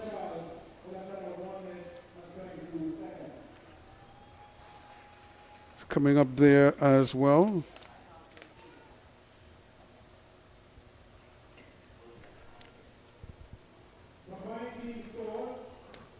So they're going to move the cones over to the far side. For the 200-meter events coming up.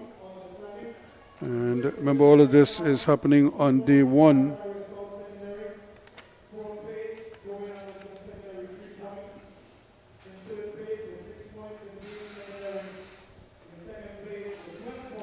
And then we will have the qualified finals for the 100-meter events. The girls under 15 100 final, the boys under 15 100s, the girls under 17 100, as well as the boys under 17 100, and then the girls 17 plus, the boys 17 plus 100.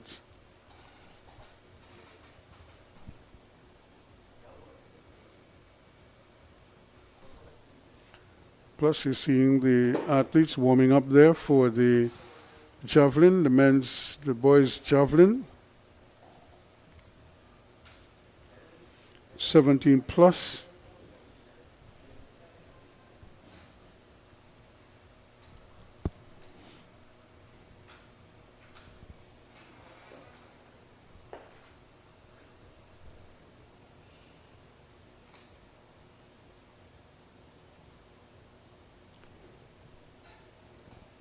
So while those athletes get themselves ready, the girls' long jump is continuing.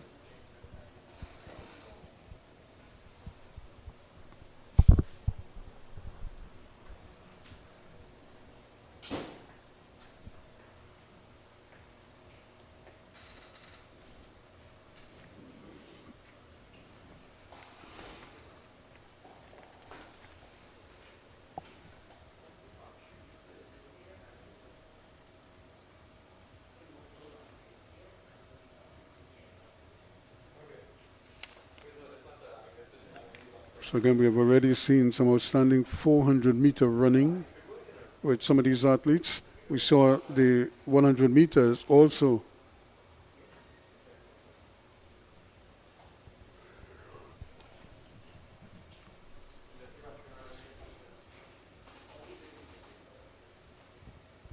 Going off with right now, the long jump is the only event taking place at this stage. But we should be getting the 200-meter events coming up in a short while.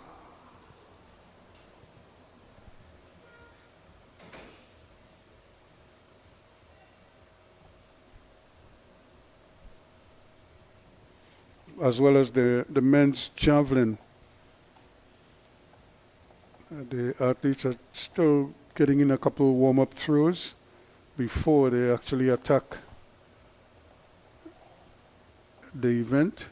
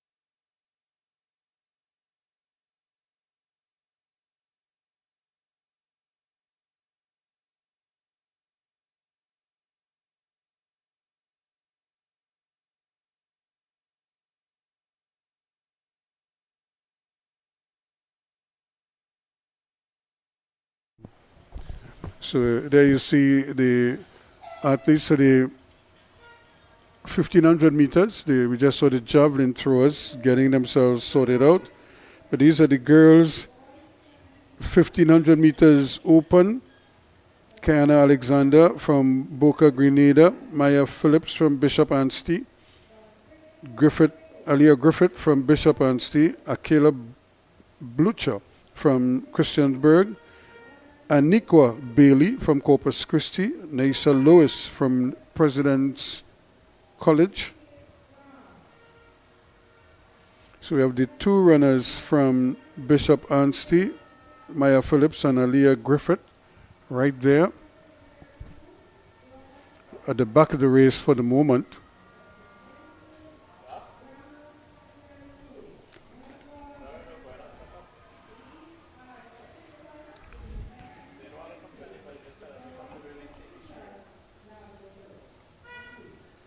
So as they complete pass the start-finish line for the first time, they do 1500 meters, 3 laps and a little bit, almost 4 laps of the track.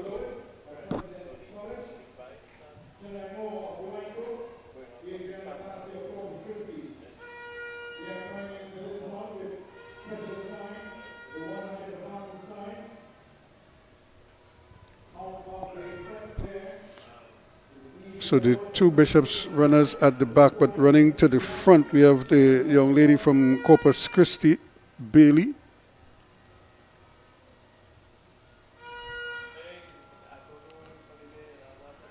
And this might be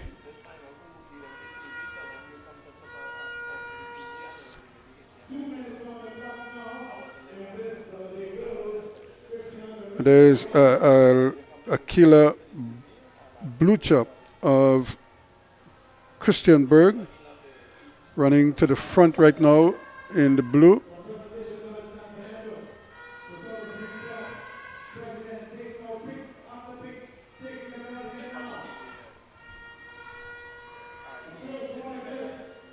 Adriana Garcia from Corpus Christi is right there in the mix as well.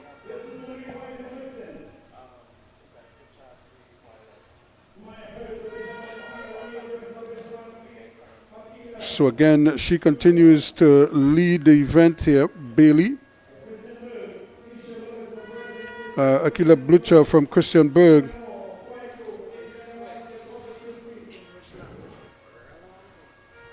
trying to make some kind of an impression there, but not able to do so right now. And the others are just falling back. Nobody's really making a move just yet. And remember, it's just after 4 in the afternoon, so it's pretty hot right now.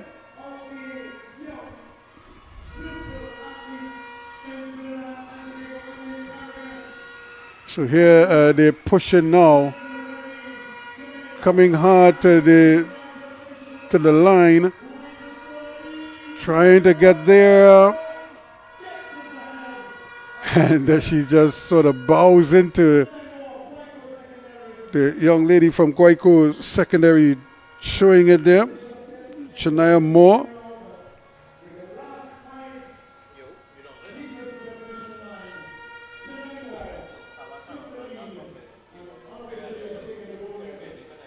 And running nicely there from Guayco.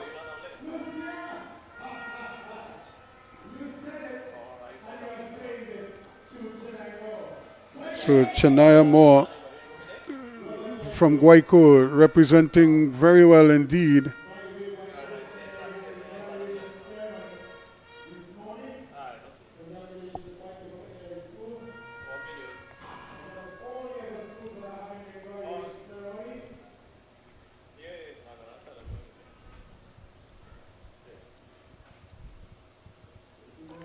So a very solid victory for her there. She timed her run nicely. She didn't try to do too much. 3:41.95.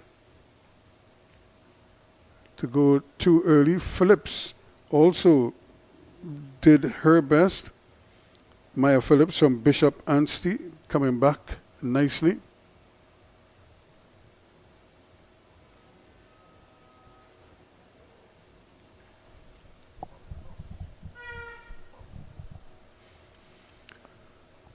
I'm just looking at some of the minor placings there, but 3:41.95, a pretty solid time here for these young ladies.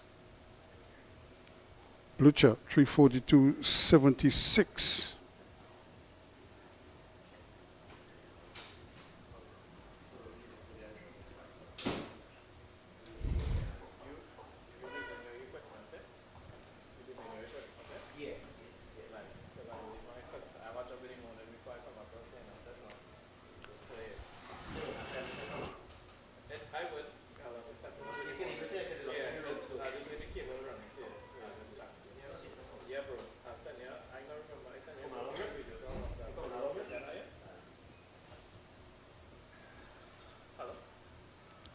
So this is Fatima College in the javelin, but we have the men's, we have the 1500 meters for the boys, 17 plus over on that far side. So there they go.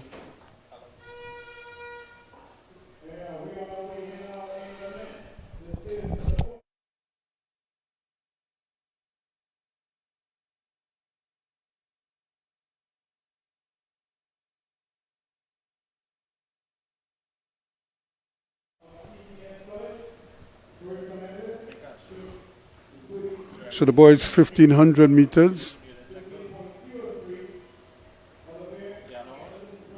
Hammond Frank. Also there, of course, Lyndon Gonzalez and Trevon Joseph of Boca Grenada.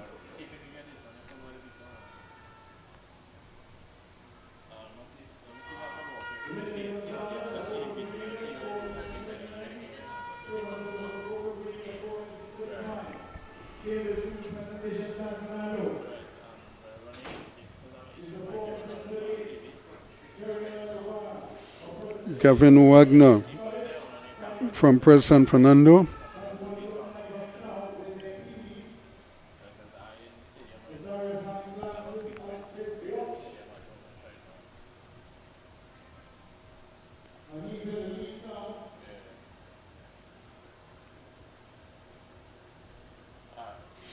So Gavin Wagner from Pres Sando.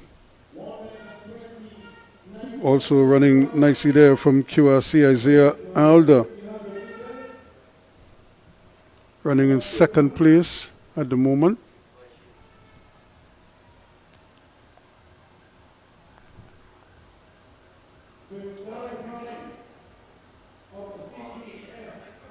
Darius Harding from CTS College is the man just holding them off at the moment.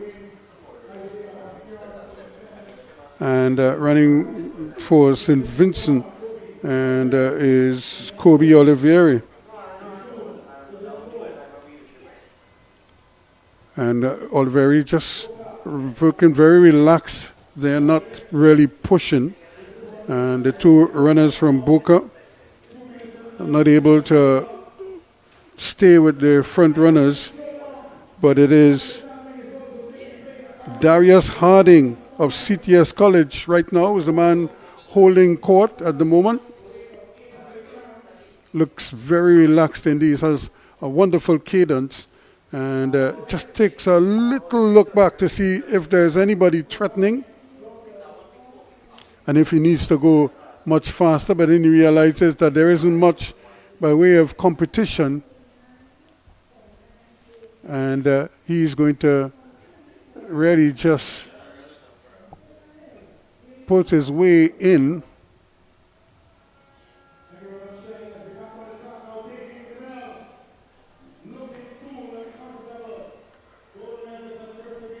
Looking very, very accomplished indeed there. Darius Harding, a gold medalist from Carifta Games, and a man from CTS College is on his way to another first. He's looking around to see if there is anybody challenging him and realize that there is nobody there to affect him at all. He just needs to finish the race right now. He looks very comfortable indeed, and it's going to be. It was always going to take some doing to beat him, and now you understand why.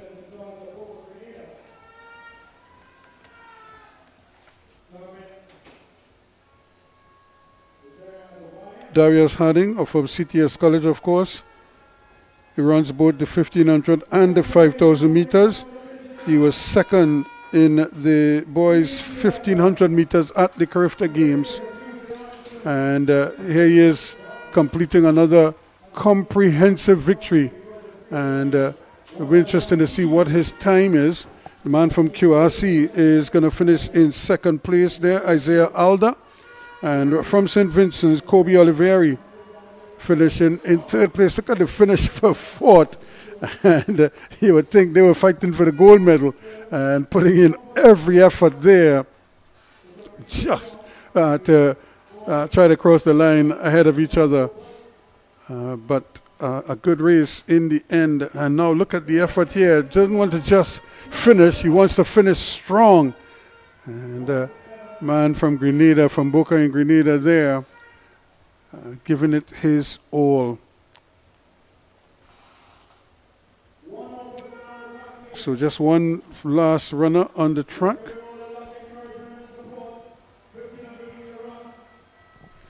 For this 1500, this is a demanding race. This is Jeremiah Govaya from President's College.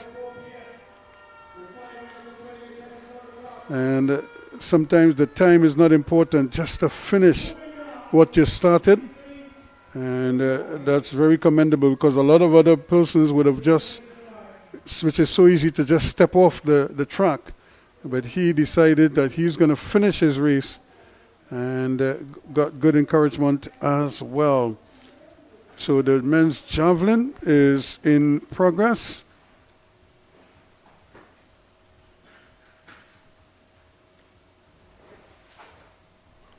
And this is, of course, throwing on there, that's Dreshawn Campbell from Signal Hill.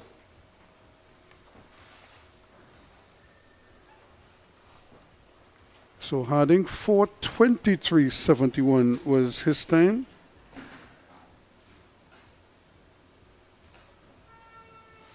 As opposed to 4:35 for Alda.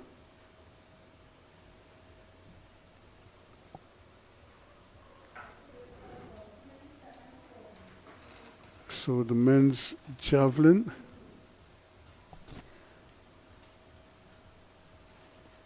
That is Jordan Dos Santos from President's College. He is up next.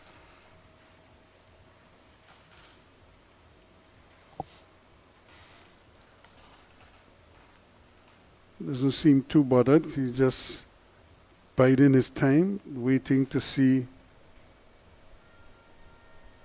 what he's going to uncork here for us. Now I think he's ready. So here we go. Not a long approach, just at the edge, and he goes over. So what looked to be very promising indeed is spoilt because he broke the line. He just stepped over the line. And once you do that, now he did it inadvertently because he seemed like he wanted to stop, but the handbrakes wasn't working. And he just overbalanced and made that one step over the line. And now had he stayed behind the line, doesn't matter how close you are, you have to stay behind the line. And once you stay there, then they would have measured. But because he stepped over, that ruled it out. Here is Enriquez Brown from Fatima College. And again, he will get another measurement because he was able to just pull up in time.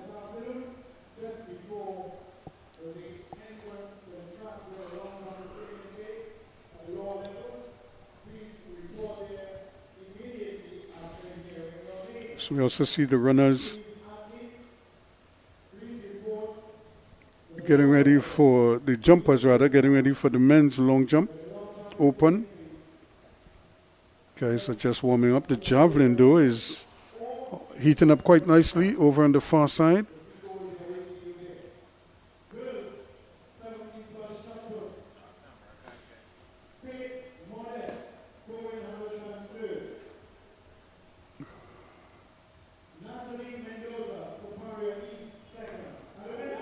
That's a good javelin.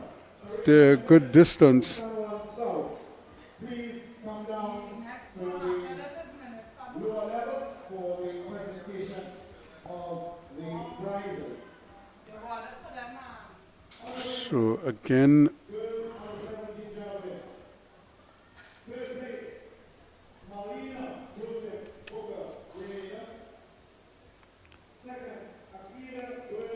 the girls' shot put, as we look at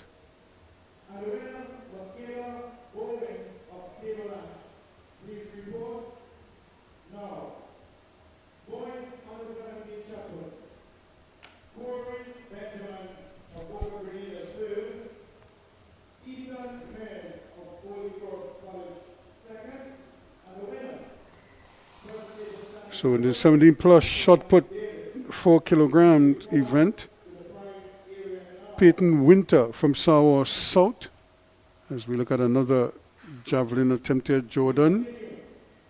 That's not a bad effort. And he will get a white flag. Yes, he does. So they'll have to measure it.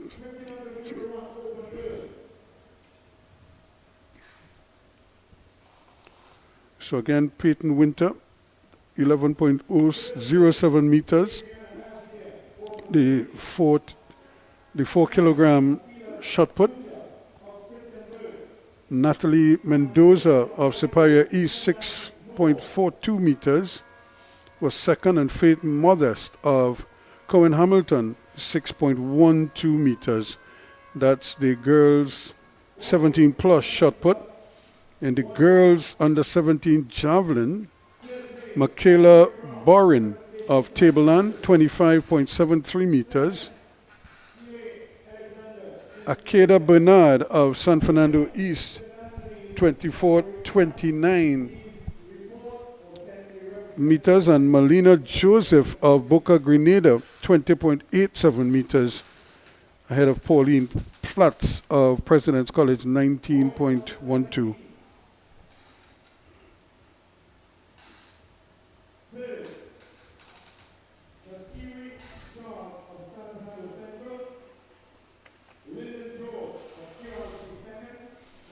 So we have another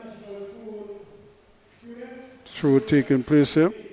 And just to go back to some of those results, the boys under 17 shot put, Marcian Davis of Press Sando was the winner.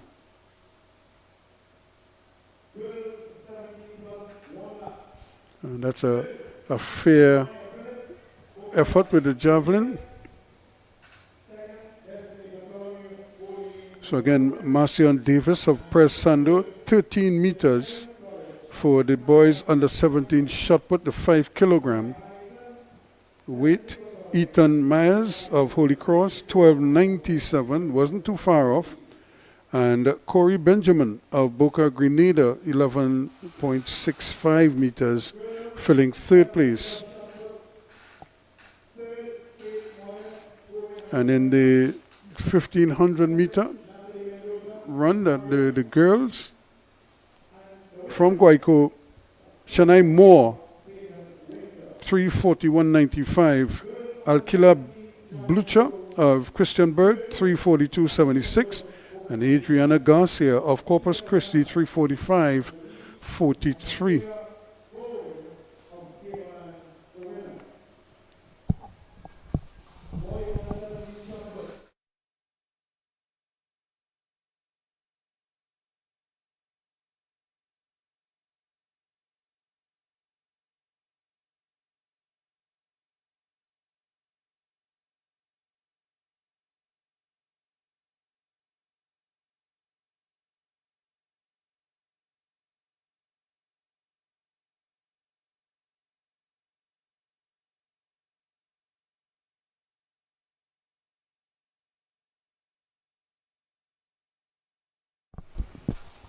So the men's javelin continues at a pace. Remember the women's and men's 200 meters coming up in a short while.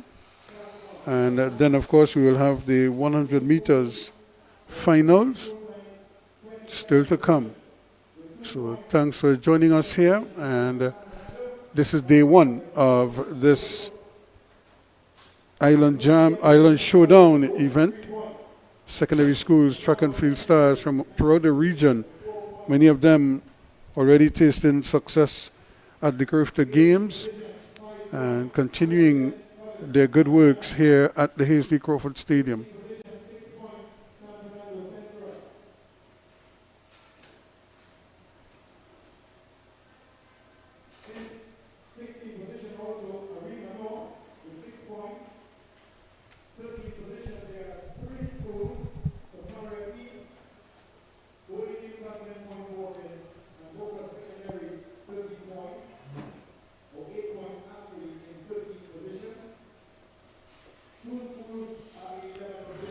So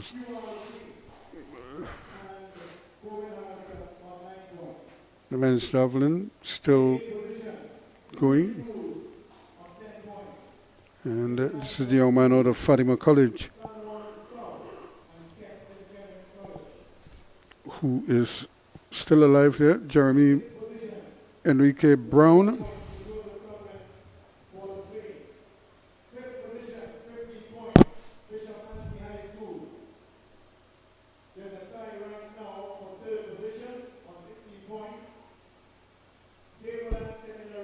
So he is going to try his luck here now, see if he can uncork a big one. He needs something special here to really get himself out among the favorites. Good height, and probably just not as far as he would like, but not a bad effort.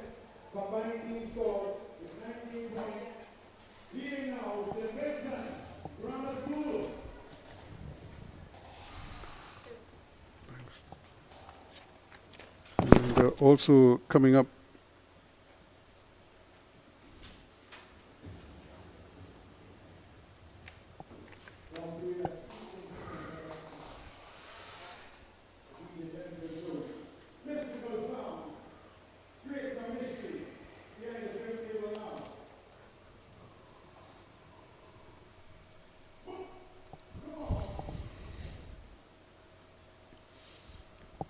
and we've shown you the boys' high jump earlier. And Jamal Nichols of Boca Grenada won that one.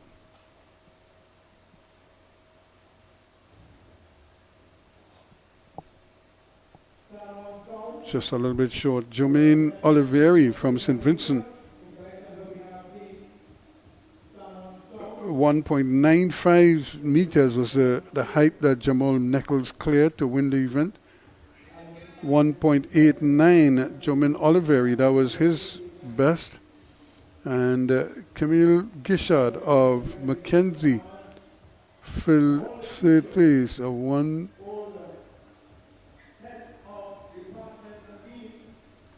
So those will be the top three.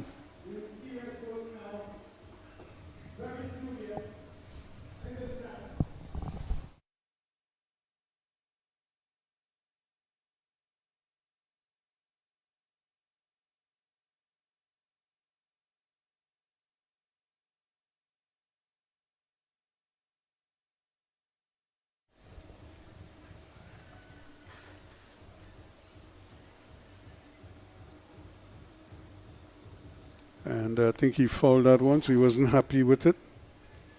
So immediately he decides it's not going to count. So we have really nice conditions here at the Hasty Crawford Stadium. Earlier today it looked a little dicey. We had some rain about. If you live in the Diego Martin, Piti Valley area, that is normal, as they say. We say in local parlance, it rains for no reason at all in Diego and Piti Valley, and in Arima to a lesser extent. Those are like hotbeds for rain. And there the officials are just tabulating, making sure that Now, if they're using the international standard after the athletes, all the athletes have completed their round of throws, whether they're allowing them 3 or they're allowing them 6. At the end of that time, they will then ascertain the top 3, and those top 3 will get one more effort.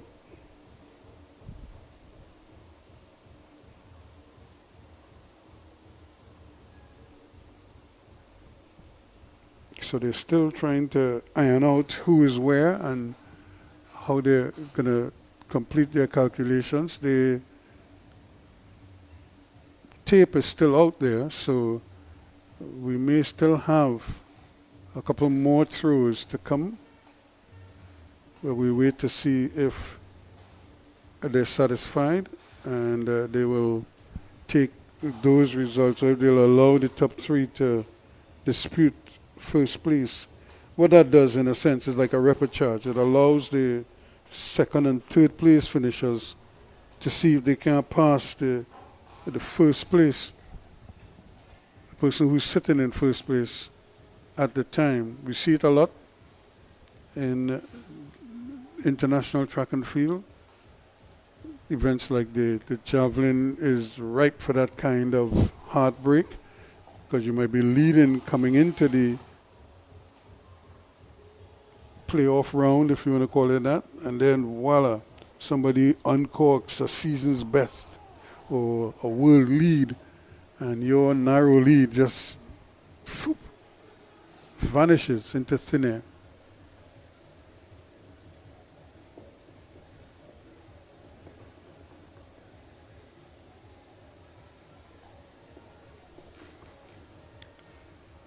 So I haven't seen the athletes are just mulling around there. So they're waiting to see what the calculations will be. And I think once they finish there, then they'll maybe determine who will throw next.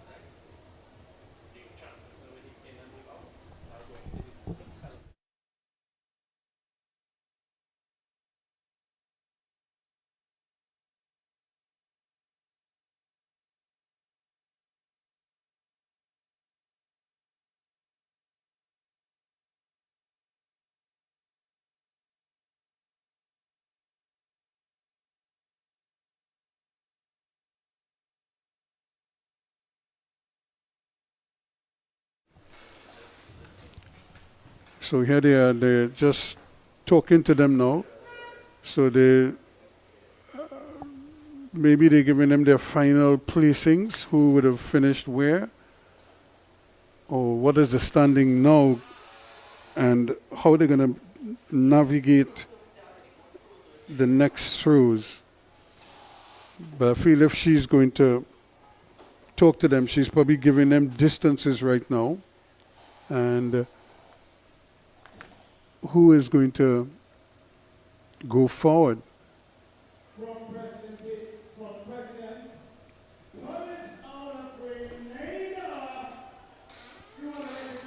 So I know on the international scene, the top throwers now, the ones who have the farthest distance, they would now be prime themselves for another throw. So it seems as if they are going. Of course, when you say javelin, you say Keyshawn Walcott, and the 2012 Olympic gold medalist from right here in Trinidad and Tobago, and he continues to fly the flag in the Diamond League and other major events around the world. But the javelin has taken on tremendous significance now, with a lot of non-traditional countries showing their way, because we have India and Pakistan with two amazing athletes who are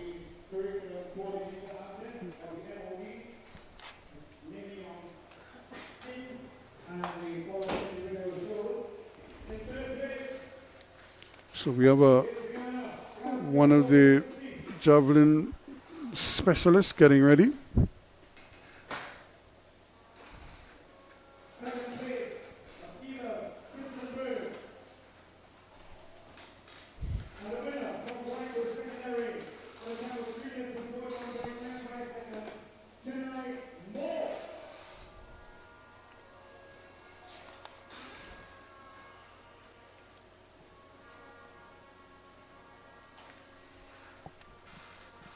So not the best of throws, but these are some of the early performers and the winners from their various events from earlier today. Now back on the track, we're looking at the 200 meters.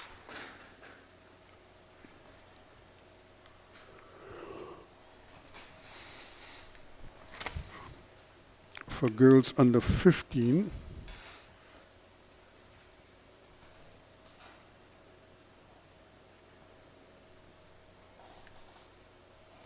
So we have runners in lane 2, 3 and 4, 5 and 6.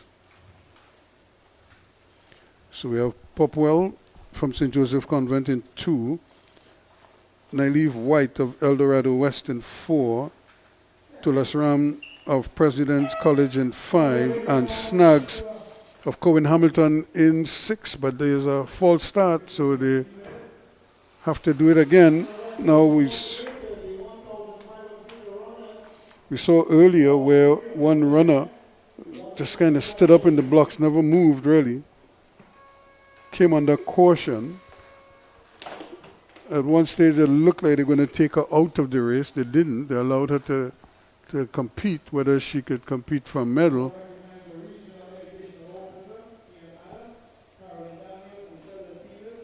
Was another thing, but they still allowed her to go. So now we still have the 4 runners waiting on the starters' orders.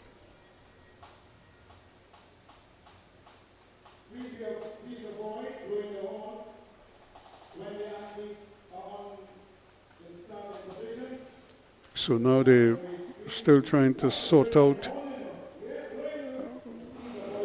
why they false started and what needs correcting.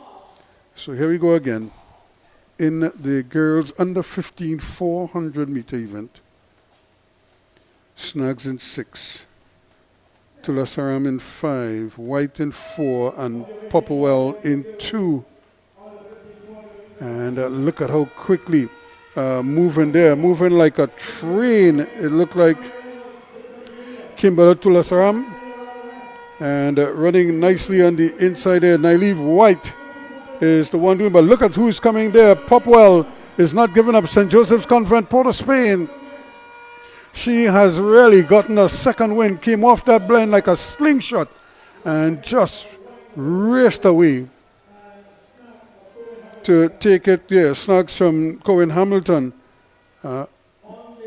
was way out on the outside, but it was Popwell who did very well. 27.67 her time.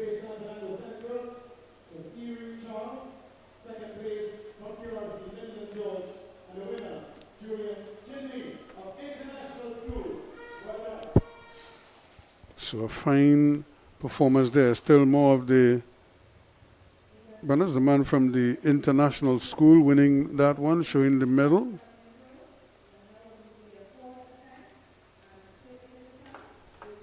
And why do I get the impression that he could throw the javelin a lot further than that? And just his technique just not what it's supposed to be there. He has a nice smooth run up, but it's almost like if he's just put in the thing. You want to throw the javelin and really unleash it. When you release it, it must sing when it leaves your hand.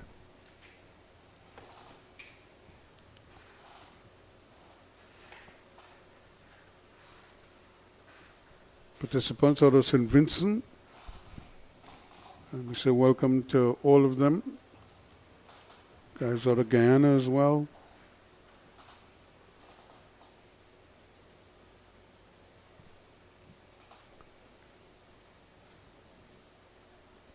There's another one thrown out there some distance.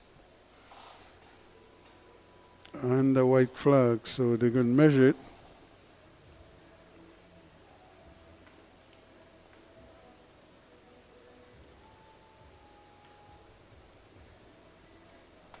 So they'll sort that out to figure out what is the best distance. In the meantime, the 200 meters will continue.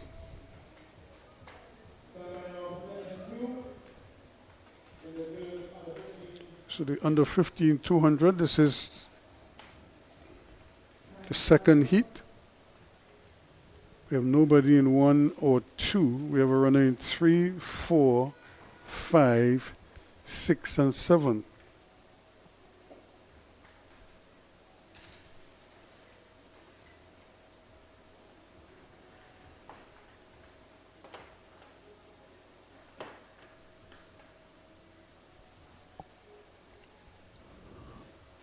So it's already an issue now of who could take this one. Now, Simon from Mackenzie in 2. Well, actually, Simon is not there in 3, rather. It's Khadija Butler, St. Joseph's Convent, Port of Spain. Here they go. Nice work there. Again, Cummings is trying to keep up here, but she's under some pressure now, and that's because running brilliantly on the inside there, Tishana Harris. She just blew them away here. Cummings is trying to keep up, but Harris is going to sprint away from this one. Weeks is also going well from Diego Martin Central. She will take second just ahead of Cummings, but look at Harris from Christianberg, winning nicely ahead of Kelani Weeks of Diego Martin Central, and Kiana Cummings filling third place. Harris 25.19. The winner there from Kelani Weeks, who did very well in 25.91.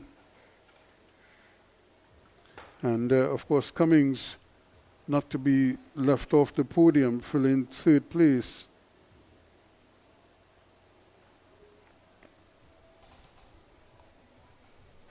So we've just seen the young ladies for the 200 meters under 15 girls. Now we get ready for the boys to show their mettle.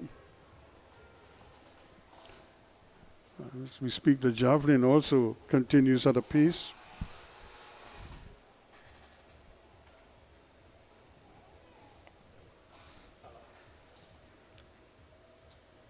So just a snapshot of some of the spectators here.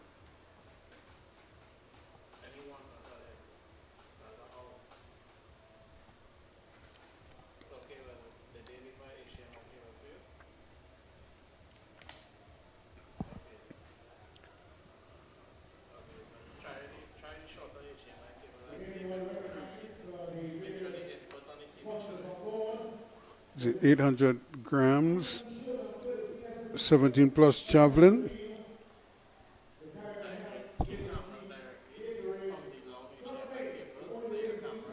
Philmont Vialva of Presentation San Fernando.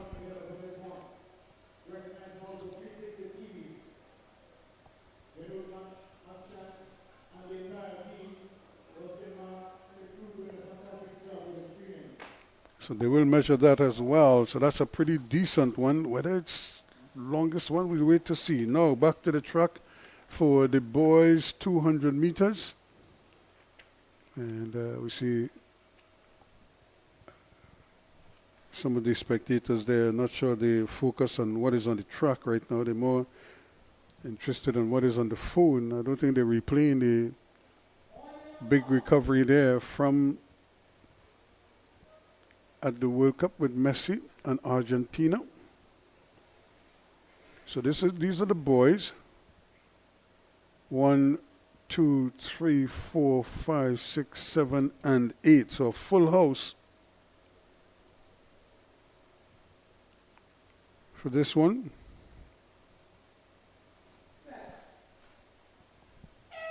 And here we go, quickly away, and there's movement on the middle now. St. Mary's College moving quite nicely there, Williams, but he's under some pressure as well because look at who's coming up there in lane number 5, Tyler Hercules.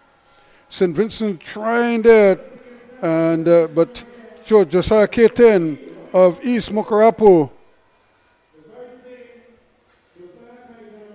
So Kaitan from East Mokarapo showing his capabilities there. Hercules from St. Vincent was trying, and Williams from St. Mary's also doing their 22.49 for Kaitan. Just outside his personal best.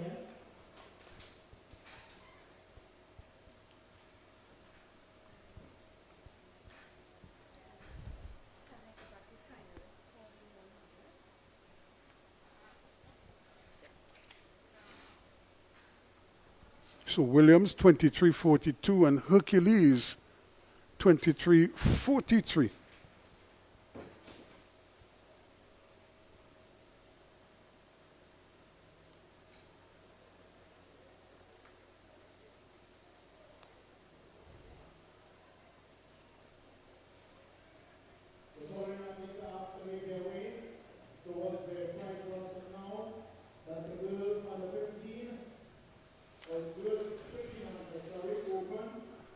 So another long jump event. We saw the girls earlier, now we're looking at the boys.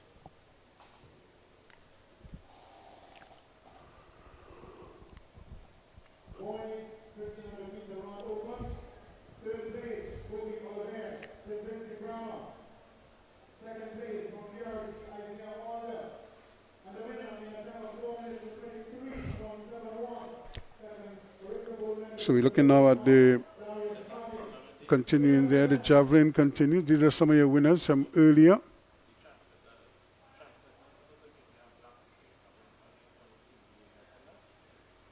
Second place, Queen's Royal College.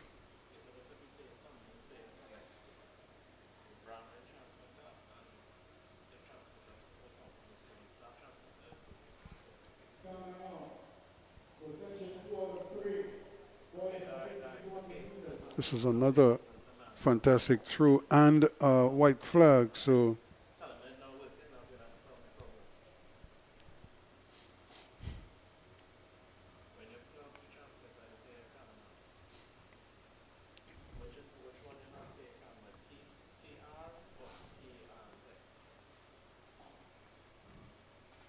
these are some of the long jumpers getting themselves in position to launch.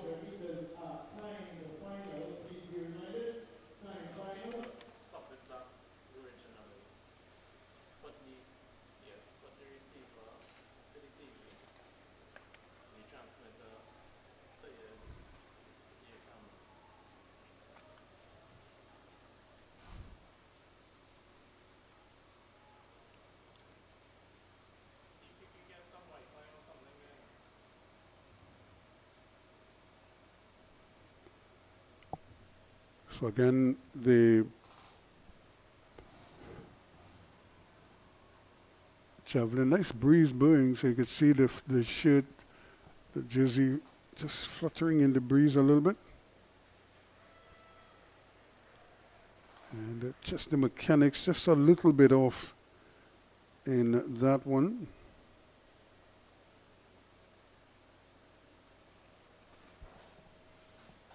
But he will still get a white flag, so they will measure it. Now back on the track, we're looking at the second heat of event number 24.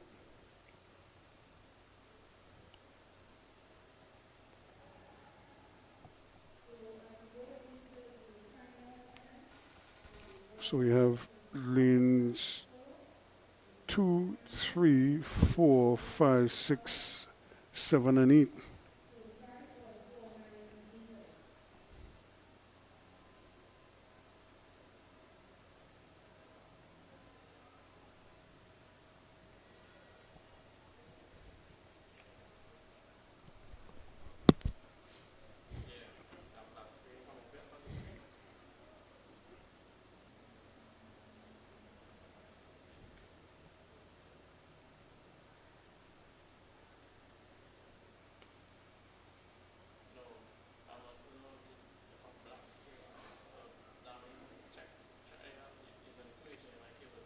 Cristiano Perez from QRC showing his capabilities there in that long jump event. We saw him in the high jump earlier. He was the only one that maybe because he's left-handed, he's the only one that went almost from west to east as he attacked the bar from that angle. So here we go. In 2, Valentine of Sangre Grande. Madu in 3 from Palo Seco. Thompson in 4 from El Dorado. Baisden from St. Vincent in 5. Atwell from Presando in 6. Samuel in QRC in 7. And in 8, Mansuhing from Mackenzie. Here we go. And immediately now trying his best to get there. But look at the battle on the inside. This is going to be very, very interesting indeed. Running nicely out of lane 3 there. That is Daryl Madu from Palo Seco. But he's under some pressure. The man right next to him from El Dorado, Josiah Thompson. And winning it from St. Vincent rather, Aaron Baisden doing it again. Josiah Thompson from El Dorado was looking pretty good. And but again, Baisden 23:42 from Haynes.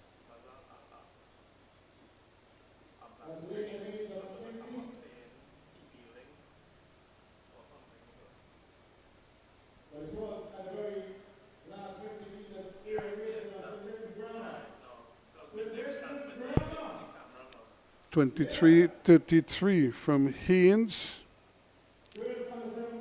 Lyndon Haynes from Mackenzie.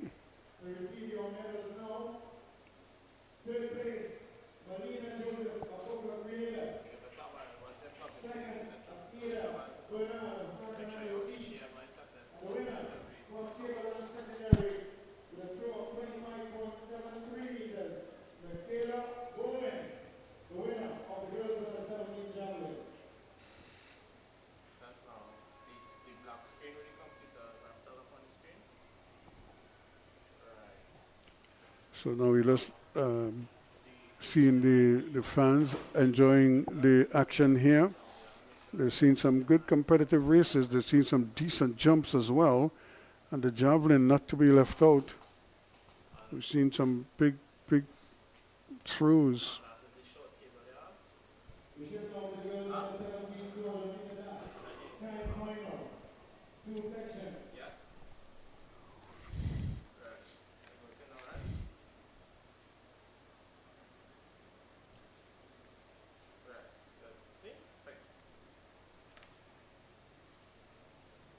So we're still seeing the long jump, the boys' long jump open, continuing.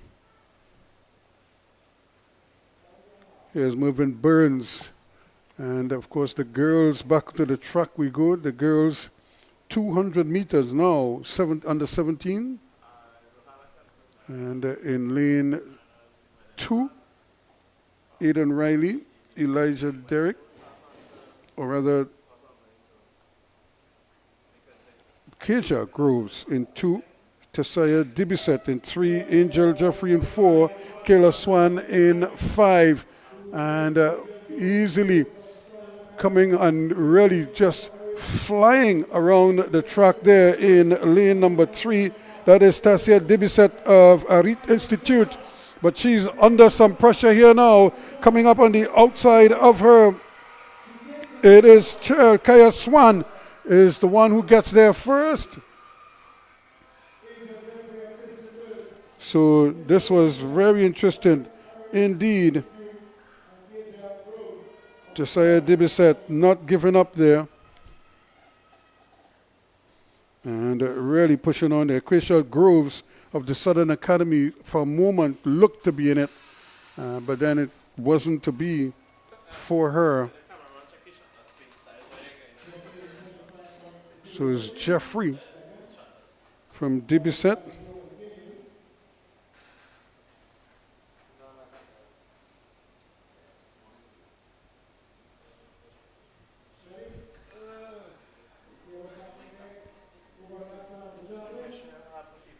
And And Groves filling third place.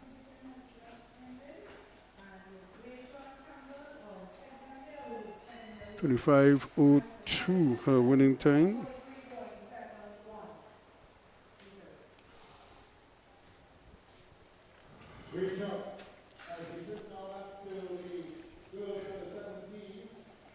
So the girls under 17, 200 meters, the second part.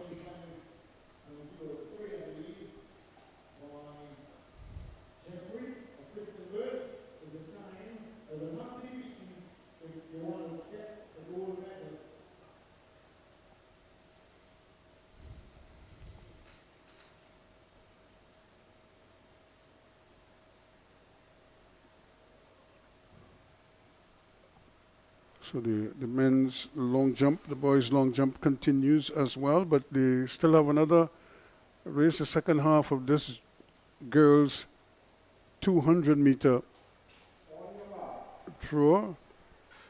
And so we have lanes 4, 5, 6, 7, and 8.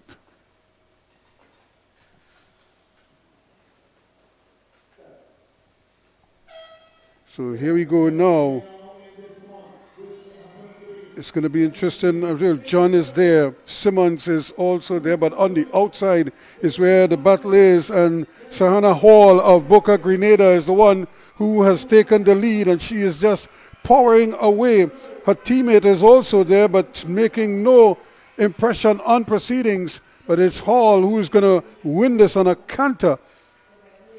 And the others really not able to keep up with her. Hope of Mackenzie also trying her best to stay in touch, but that was never going to be reversed as Sahana Hall from Boca Grenada just took charge. 26.78 her winning time. And Hope also did very well. 27.25, and Simmons 27.66.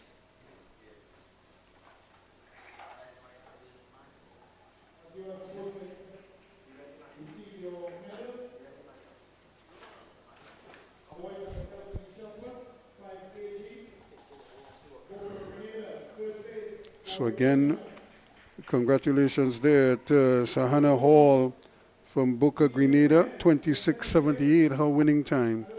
So now we go to the boys 200 meter, under 17 200 meters dash.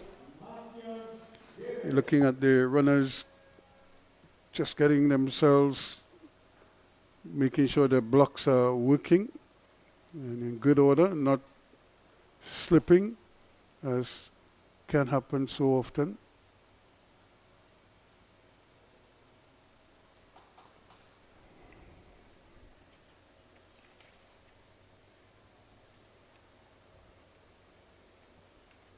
Mervyn Burns of President's College looks like he's the next one on the runway for the men's long jump, but we also have the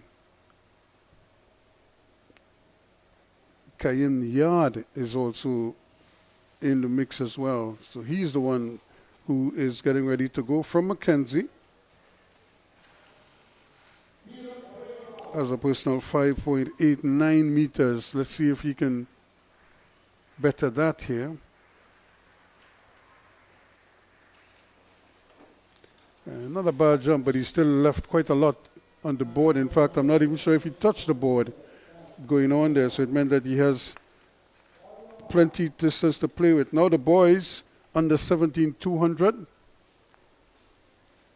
Aidan Riley of QRC in 2. Elijah Derrick of Press Sando in 3. Killian Samuel of Shag South, or Shagona South in 4. Josiah Anthony of Naparima College in 5. And Tahir Hart of President's College in 6. But look at the action in the middle of the track, and really Working hard there is Kalon Samuel of Shagona South. But coming up on his inside there, Elijah Derrick of San Fernando. And it's Derrick who's going to run away with this one. And he is going, the man from Presando wins it. Elijah Derrick. Kalon Samuel of Shagona South would have held on for second place. For a moment he looked like he had it, but Derrick took it away. Samuel finished second in 23:99. And Anthony in 24:14 from Naprima fills third place.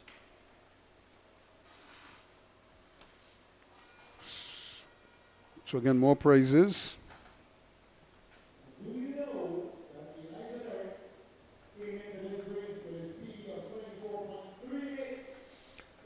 So again, so Elijah Derrick of Presentation Sando 23:71 would probably be his personal best. Prior to that, he had a 24:38. Similar. Samuel also had a 24:07, but he clocked 23:99, so he would have improved his time as well. So I think both of them would be happy with those outings.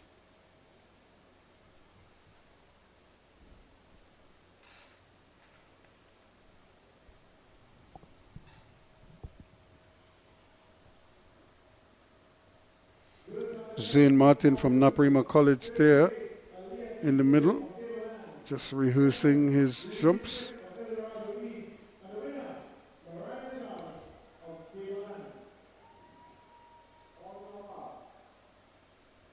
So we have the 200 meters now. We're back on the track. And lanes 2, 3, 5, and 8.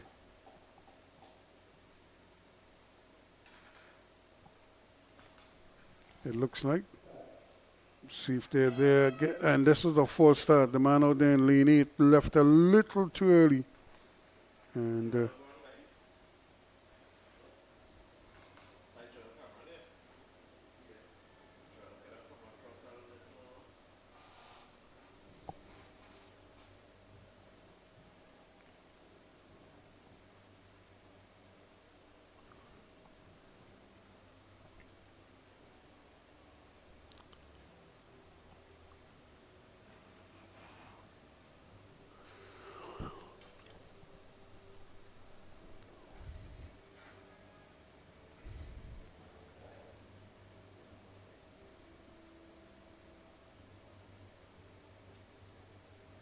so it looks like Ethan White is out there. So he's the one who was given the card. Now we saw athletes disqualified earlier and then allowed to run, but he is walking off, so he won't compete in this one. So we have 2, 3, and 5. So here we go now. Quickly, they're off and running. Israel Padmore, Trinity East, Josiah Rogers, East Mukarapo. And he is just taking this one and is running away with it. Trying to catch up to him there now is Joshua John of Superior East. And Joshua John might actually get there. We'll see if he gets it. The man from Joshua John, if he's able to get up there in time from Superior East to take the win, and he looks confident enough that he did. He's anxious to see the time. There it is, 22:86 to confirm his victory. So he would be very happy with that. Had to work hard for it though.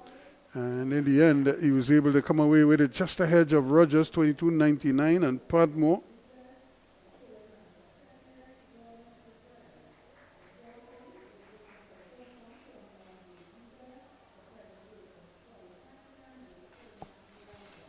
to 24.83 to Padmore, some distance behind.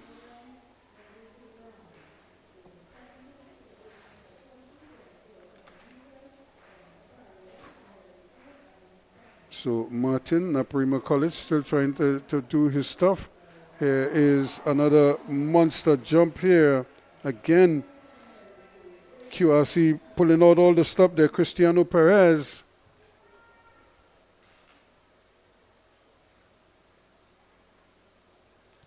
Very exciting jumper, Perez. And they're showing him the snapshot of his boot. He gets a white flag. So he was close to the line or to the putty. Now there's a board, and just beyond the board there's a putty. So if your spike goes into the putty, it will leave some kind of a marking, and that would help the official determine if it was foul or fair. And he did get the white flag, so it says that it was fair. So here we go now, back to the 200 meters under 17 boys.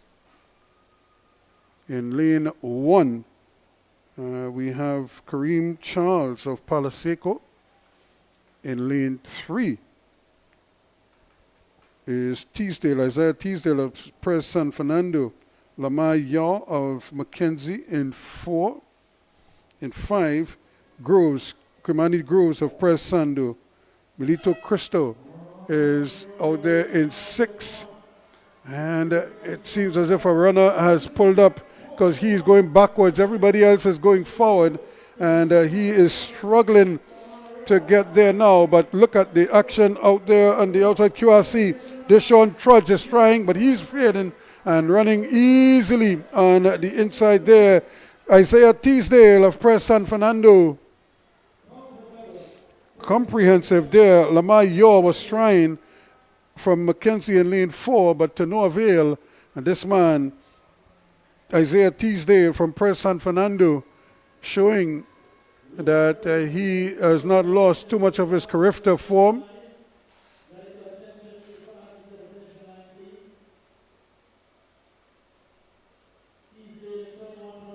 And again, 21.92, his winning time.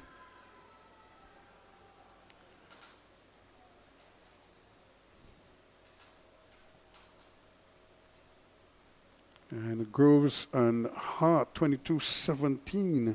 So, Isaiah Teasdale, our presentation center and appearing in this race with a 22.56 and just run a 21.92 seconds.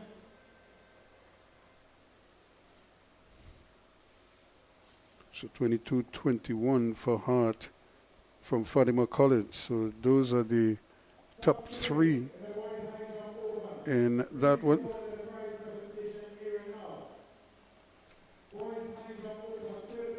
So we still have the boys' long jump in progress.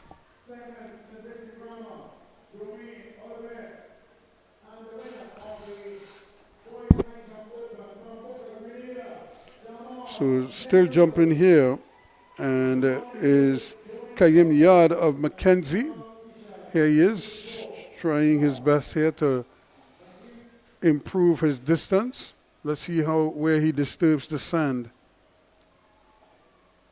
He too is leaving quite a bit on the board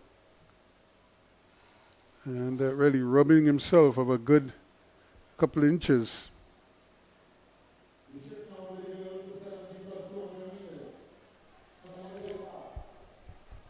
So the girls 17 plus 200 meters. In lane 2, we have Jael Archibald. Kaya Heisen is in 3. Kayla Charles in 4. In 5, we have Zeda Charles. Tehila Lewis runs in 6. And out there in 7 is Jada Jones. And look at how she's screaming away there. That's Zeda Charles of Sando East is the one coming through. But of course, on her inside, guess who? It is Kayla Charles who is running there. And Kayla Charles is the one who is powering to the line here. And she is going to win it. ahead of Zeta Charles. So K Charles ahead of Z Charles. And of course, Kayla Charles of El Dorado East and Zeta Charles of San Fernando East.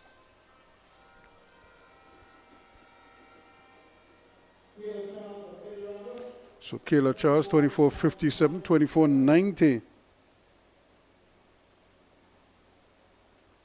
is the other. And of course, Hyson, 25.25.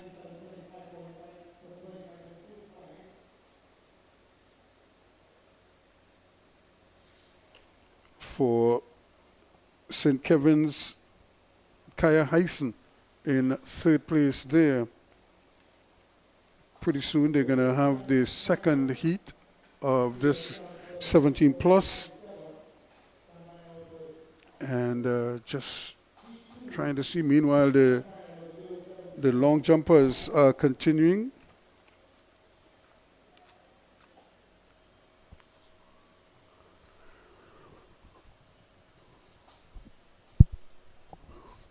And it's still trying his best to try to maybe improve his distance. We'll see. Seems like everybody's going again, so an opportunity for them to really improve. Who's going first? Looks like the man out in front there is Makaya Ward of Carpi-Chima West.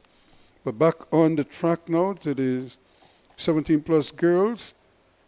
Angelisa Julian in 2, Kaylee Thomas in 3, Deirdre Daniel in 4, Janelle Alexander in 5. Well, actually, she's out. Number 4, lane 4 is empty. Deirdre Daniel is there.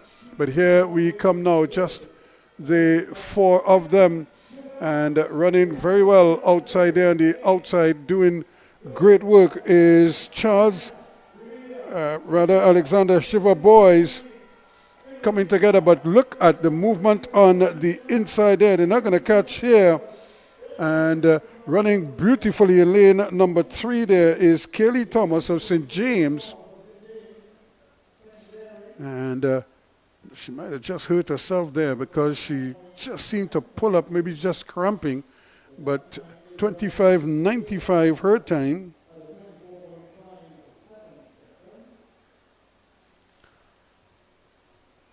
So Quilly 27.03 and Alexander 28.07.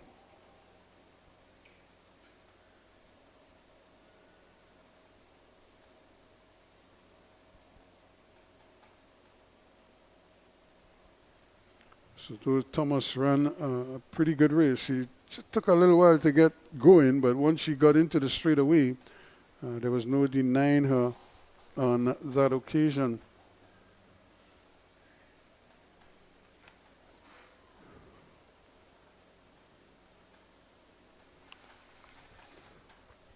So we have the boys now getting ready for their event. The boys 17 plus 200 meters. In the meantime, Cristiano Perez of QRC is getting ready for another jump. Boys long jump. And that's a big monster jump on his part. He's really extending himself here with another white flag.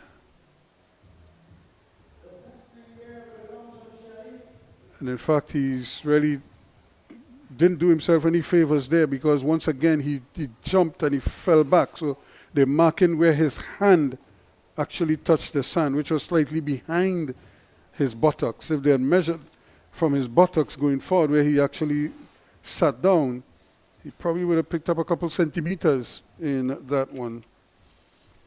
Also trying now to see if he could get into the mix.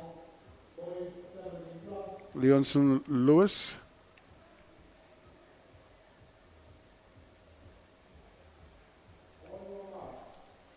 So this is the boys 17 plus now. First heat. Runners in 2, 4, 5, 7, and 8.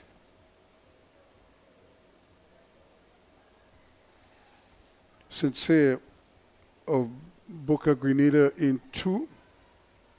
In 4, Daquan Farrell of Mackenzie. In 5, Omari Brown of Press Sando, as they asked to stand up momentarily. In 7, Xavier Phillips of St. Mary's, and Isaiah Mahabia of Trinity East runs out of lane 8.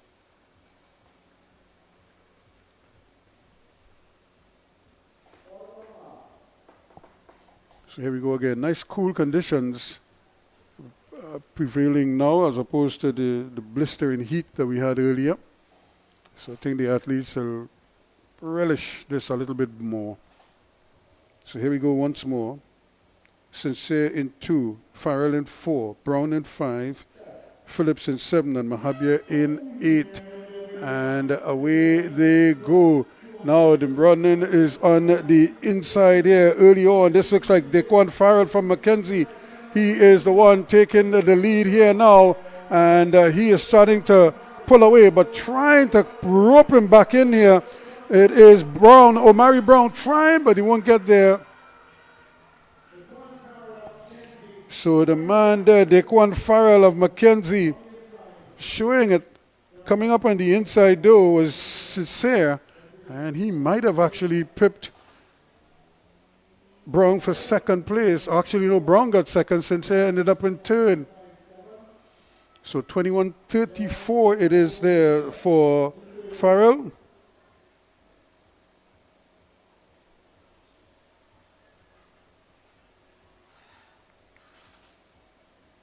So 21:34 his time. So 21:57 and 21:69.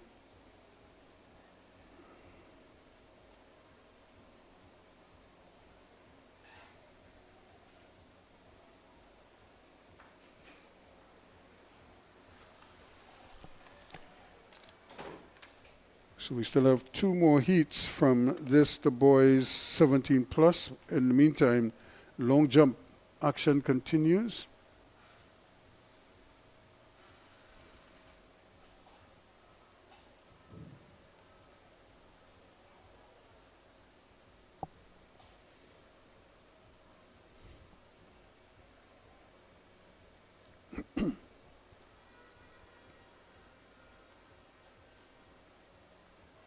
Little bit of a stutter step there, and he gets a white flag, which isn't a bad jump in the end, although he just seemed to be chopping his run there, his stride, before taking off. So back on the track now, we see runners in lanes 2, 3, 4, 5, 6, and 7.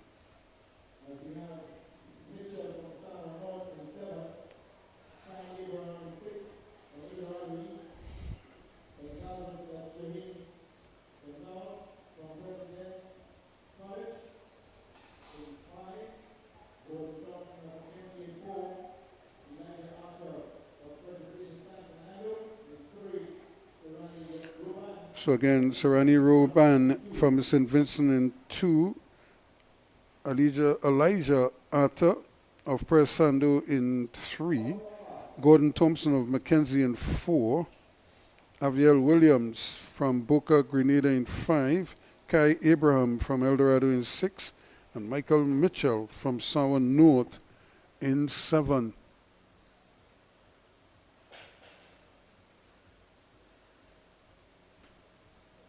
Here we go. And anticipating the gun there, two of them jumped. Who jumped first? That is the big question here. And because that could determine who stays in and who goes out.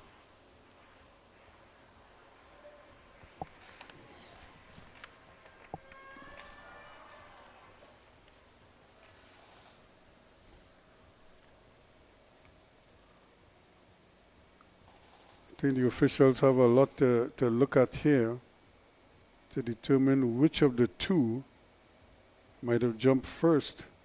It's almost like both of them were anticipating the gun. and just stumbled forward.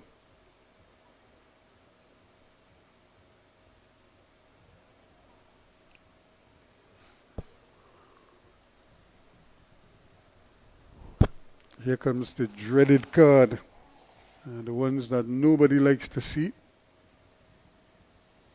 And unless they put the whole race on caution, or and it's the runner out of lane 5 who will have to depart, and that is Aviel Williams. And he would have been fancying his chances. In fact, coming to think of it, he would have had the fastest time. So the race favorite is out.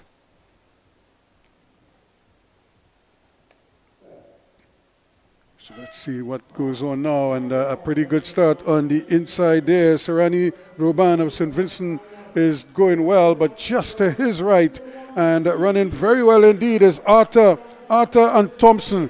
Arthur and Thompson. Who is going to separate? Thompson looks like he's going to get the better. Thompson is just easing away. The man from Mackenzie is going to win it ahead of Arthur from Pres Sando. So Gordon Thompson.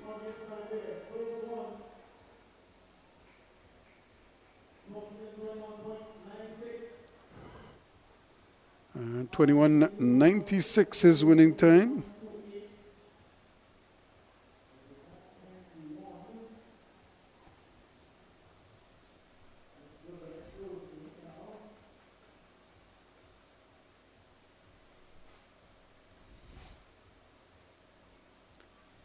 So again, Williams very disappointed there. 22.16 to Arthur and Abraham 22.28.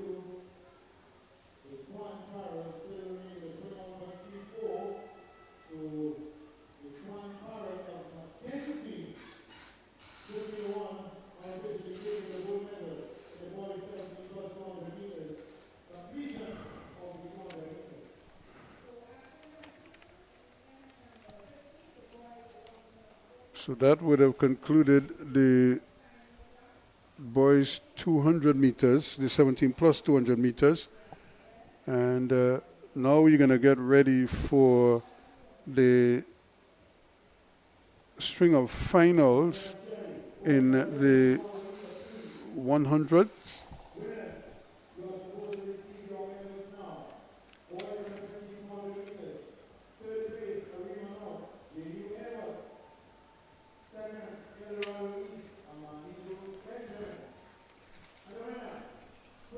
For the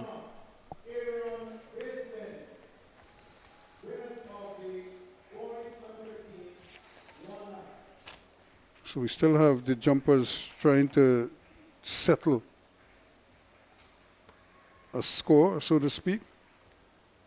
And he got it all wrong there. It's almost like he wasn't sure which foot he wanted to land first. But in the end,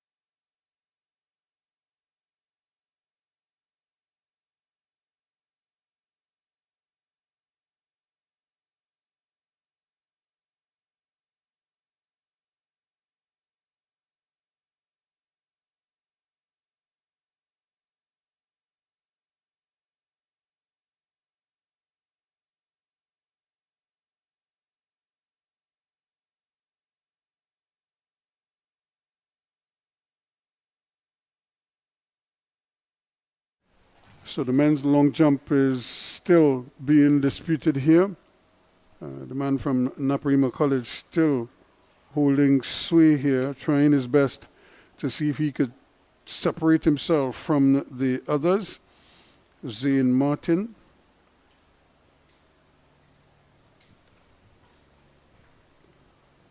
But he's in a real dogfight with this man. Cristiano Perez from QRC.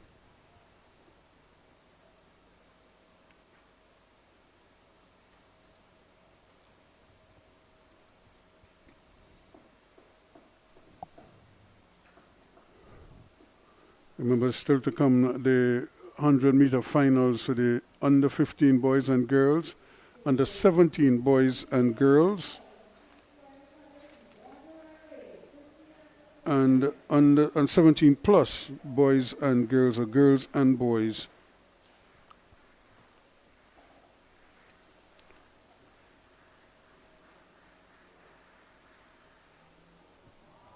And there he goes. That is a monster jump there. If he gets a white flag, that could very well, it's a red flag, so he transgressed there.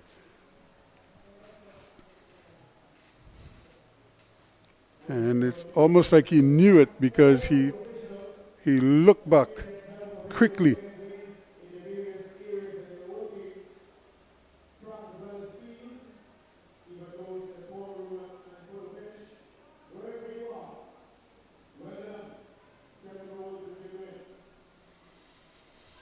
So here we go now for the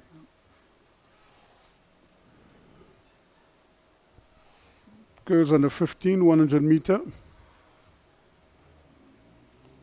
final. These athletes would have participated in the heats earlier.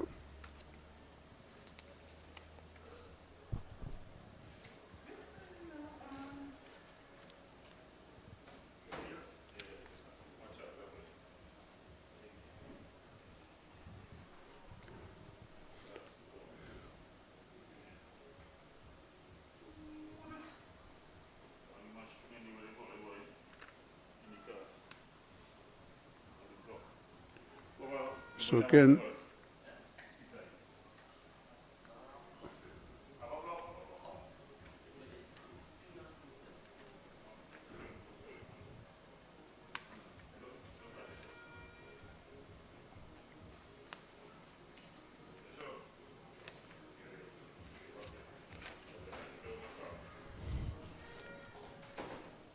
so we're looking at these athletes who are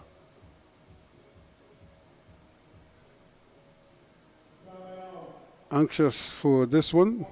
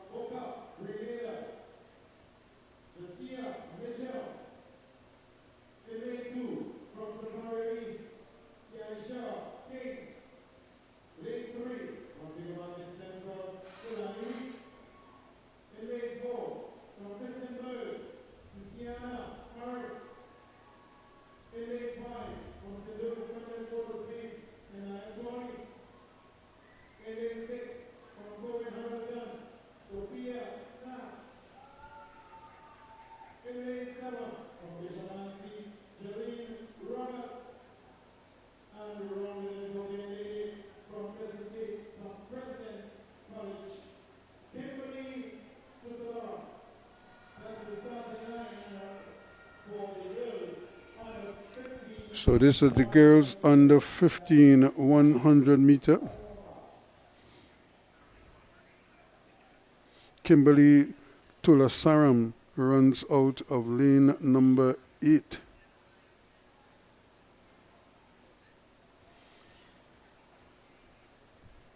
So Bishop Anstey, of course, also well represented.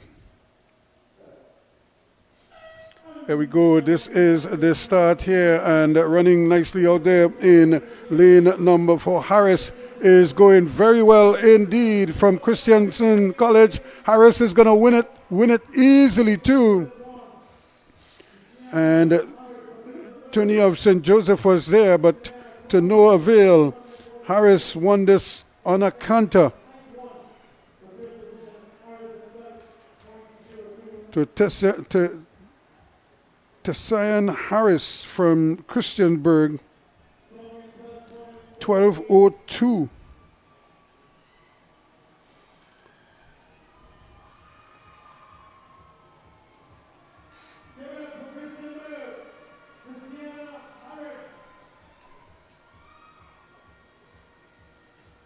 So Tommy 12:48 and Weeks 12:60.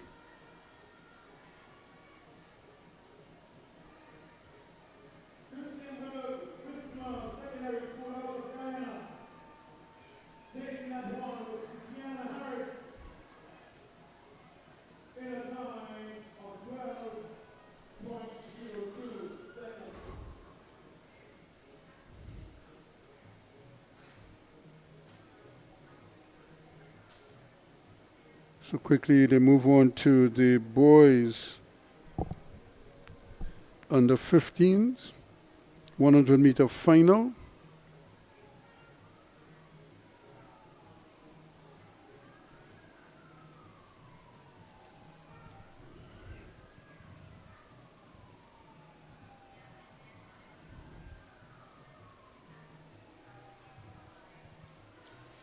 So there's a young lady showing off her capabilities there, winning impressively at that.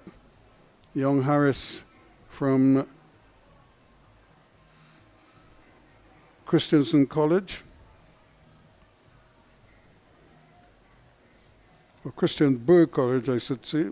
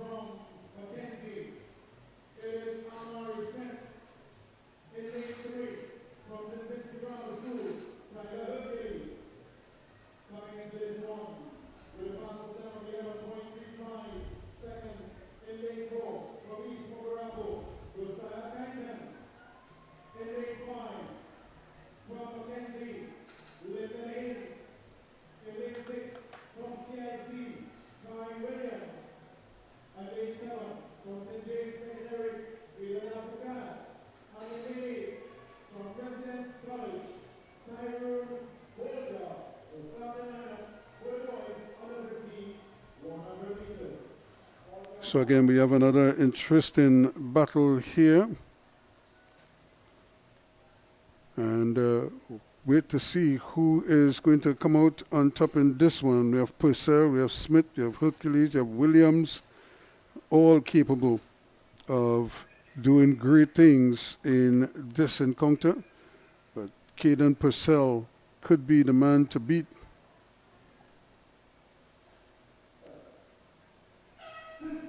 So here they go quickly away here now.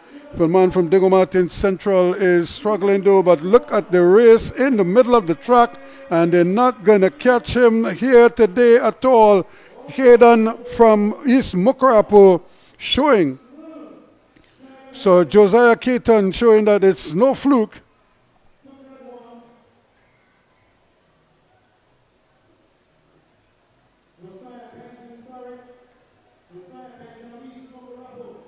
So the man from East Mukarapo is showing them how it should be done and doing it in some style as well.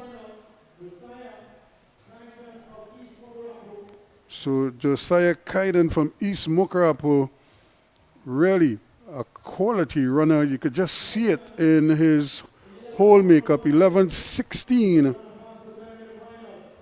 And Haynes and Williams, 11:54.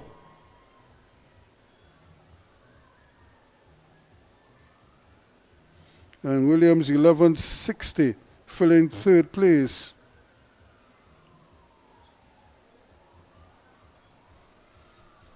So Williams from St. Mary's holding his own.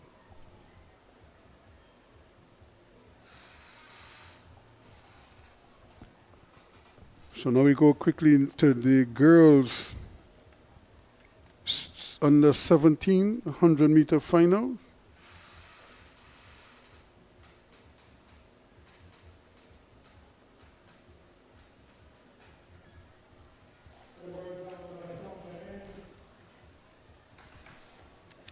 So the long jump is also in there. We'll get those results for you in a minute.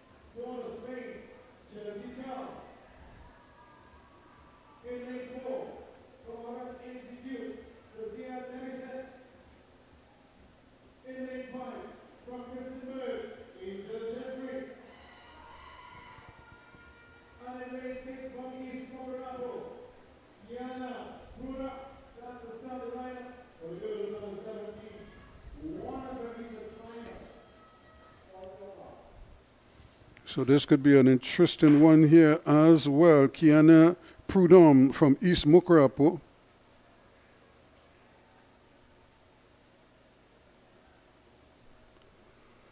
There we have them in 2, 3, 4, 5, and 6. That's where they are. And here they go now. Prudhomme gets a good start, but she can't hold it because Morgan there, Lavery, working very well indeed on the inside, running brilliantly. But there's still going to be a push to the line. They're not going to catch her there. Running out of lane 5. Dibisette was the one pushing hard there. It certainly was a big result there for her. She had to fight for it. And Angel Jeffrey from Christiansburg showing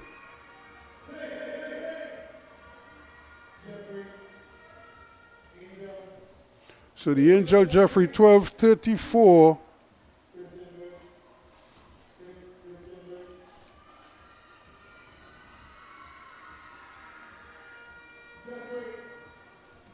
Running out of Christiansburg there and showing just how capable she is. Dibisette was second in 12:44. So the Guyanese flag flying proudly here. And they represent the athletes from Christiansburg more than holding their own here at the Hasty Crawford Stadium. They're making it their own.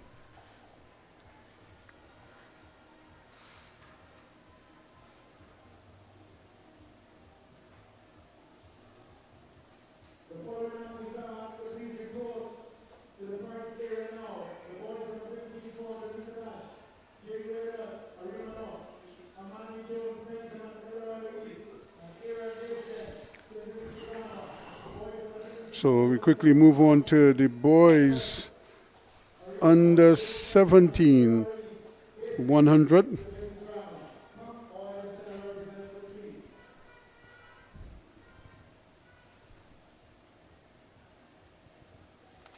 Likes of Isaiah Teasdale and Zane Martin, Joshua John,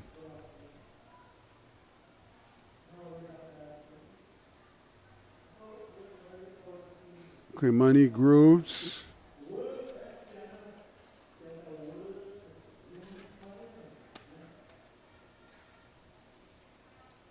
Lamar Yaw also to feature here. We have the lane assignments.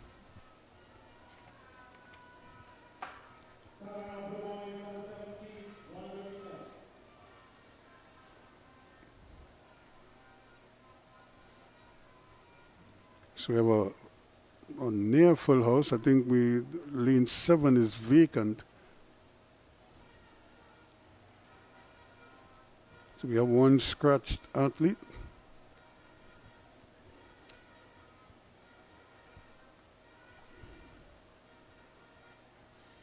That's Sean Hart from Fatima College there in lane 1.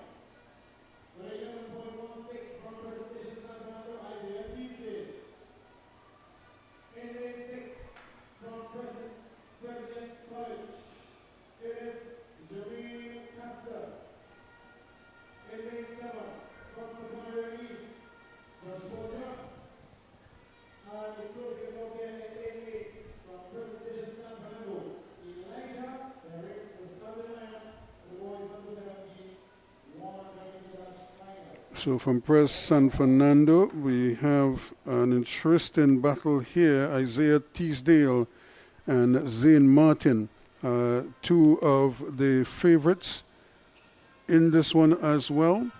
Also running well from Presentation College San Fernando. And there will be Elijah Derrick. So he will be hoping to put it, but there's Rogers from East Mokrapo, Martin from Naparima.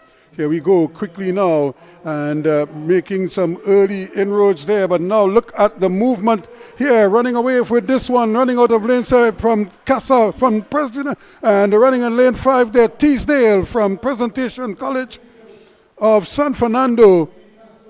Teasdale doing it well, Casa doing a good run as well, but no stopping this man. He was really the one to beat. And so to Teasdale, 10:91. So he was the first one for the day to dip under 11 seconds. The man from Pres Sando doing it in style here, dipping under 11 seconds, 10.91. 11:14 to Rogers.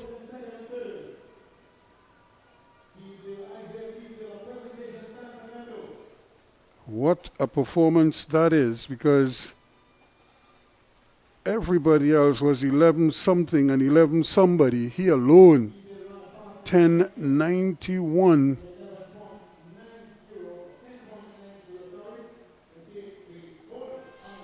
So congratulations to him as well.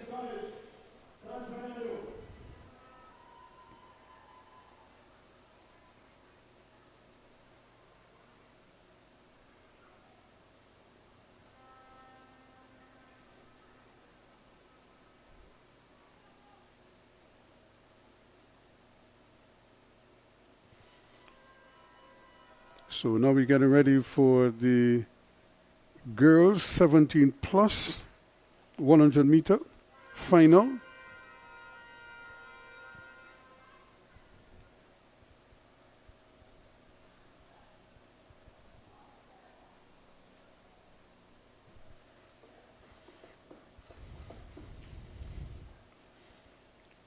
Zeta Charles would be one to watch in this one. Tahilia Lewis also. Jasmine Cooley from Sour North. So we have runners in 2, 3, 4, 5, 6, and 7.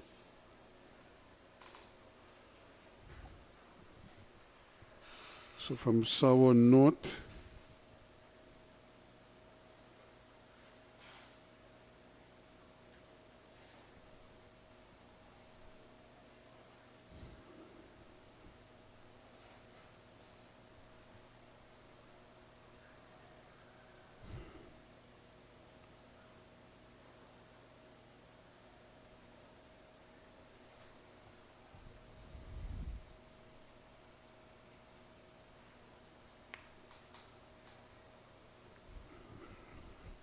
So 6 of them just waiting on the starter at the moment.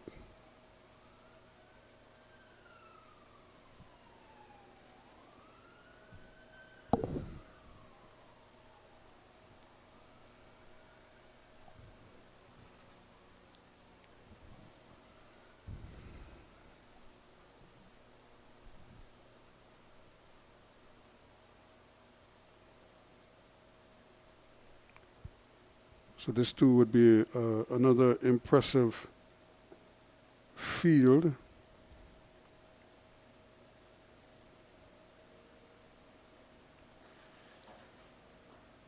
Ayola Alfred and Tehila Lewis from St. Augustine. Sour Note also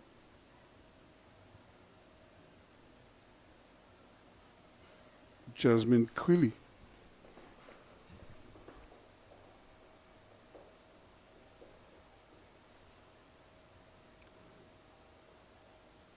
And it looks like somebody is joining in lane 8, is it?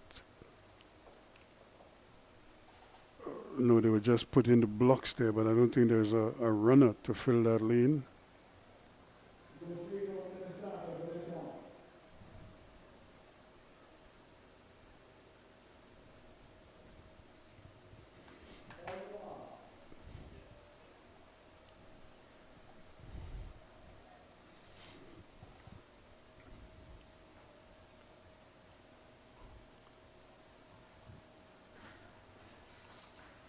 So the under starters order is at the moment 6 of them. And here they go quickly now, running out there from lane number 4 and running smoothly. Very comfortably indeed. This is not even going to be close. Charles winning it on a canter there. And it was always going to be tough for them to catch up there. The lady from Sando East, Zeta Charles.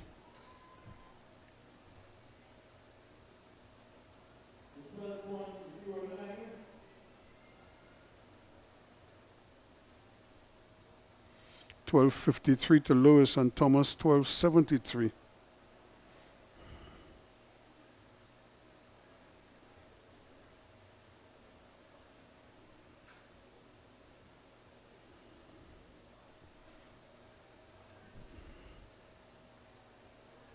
So Zeta Charles, 12.09 seconds, taking the gold medal here and doing it in some style as well. And now we have the final race of the day, the boys, 17 plus.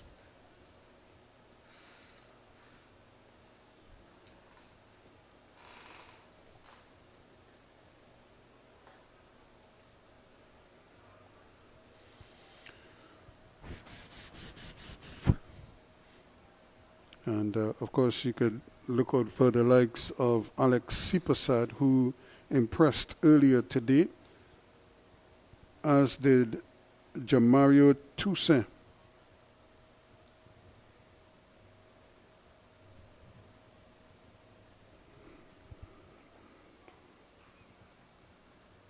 Looks like all 8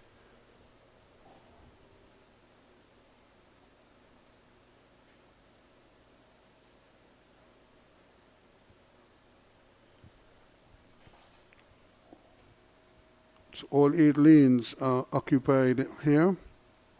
This is for the boys 17 plus.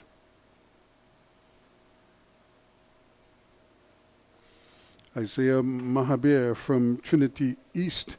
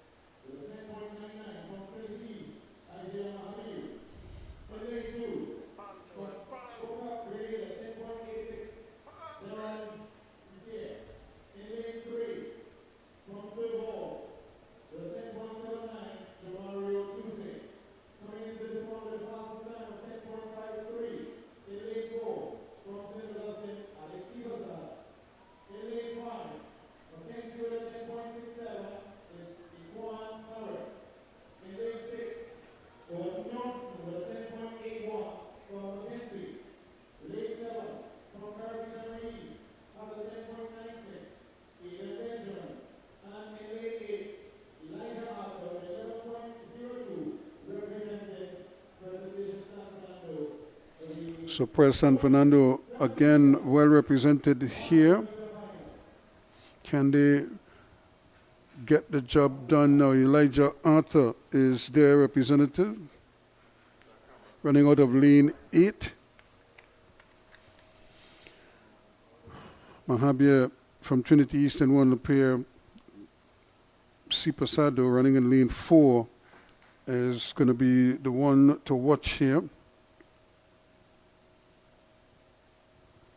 Can they go according to form, or will there be an upset in this one? Here they go quickly now, and Paris got a slow start, but look at the man running out of there of lane number 4. C. Passad is going to run away with this one. They're not going to catch him. Almost ran himself into trouble there, but certainly he showed that he is the main man, and there was no catching him on this occasion. What a fantastic run it was indeed there. And it will be interesting to see what his time was at the end of it all.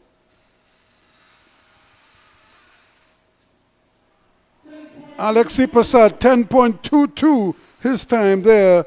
Really, the fastest time for the day.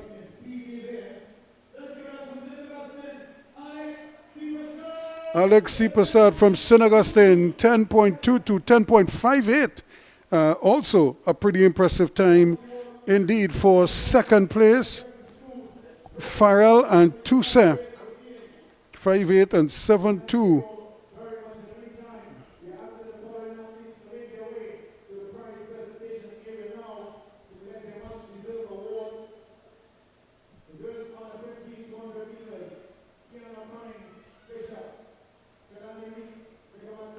So Farrell and 5.8 and 10.72 for Toussaint. What some interesting times there, but 10.22 is a very, very good time indeed, and it just shows that the potential is there. It's really about harnessing that. But that is the situation, folks, as we bring the curtains down on day 1 of the Island Showdown put on by the Trinidad and Tobago Secondary Schools Track and Field Association. And we thank you for being with us. We look forward to your company again come tomorrow when we do it all over again, starting at 1 o'clock in the afternoon. And weather permitting, because we did have some threatening weather at times, at 11. But we will certainly look forward to your company again come tomorrow, and we look forward to that. We've had some outstanding races, and we hope you'll join us where we have a lot of relays coming up tomorrow, so we can look forward to that as well. So until then, I'm Ross Kemak thanking you so much, and we look forward to your company again come tomorrow when we do it all over again. So until such time, be safe and stay with us here on 360 TV.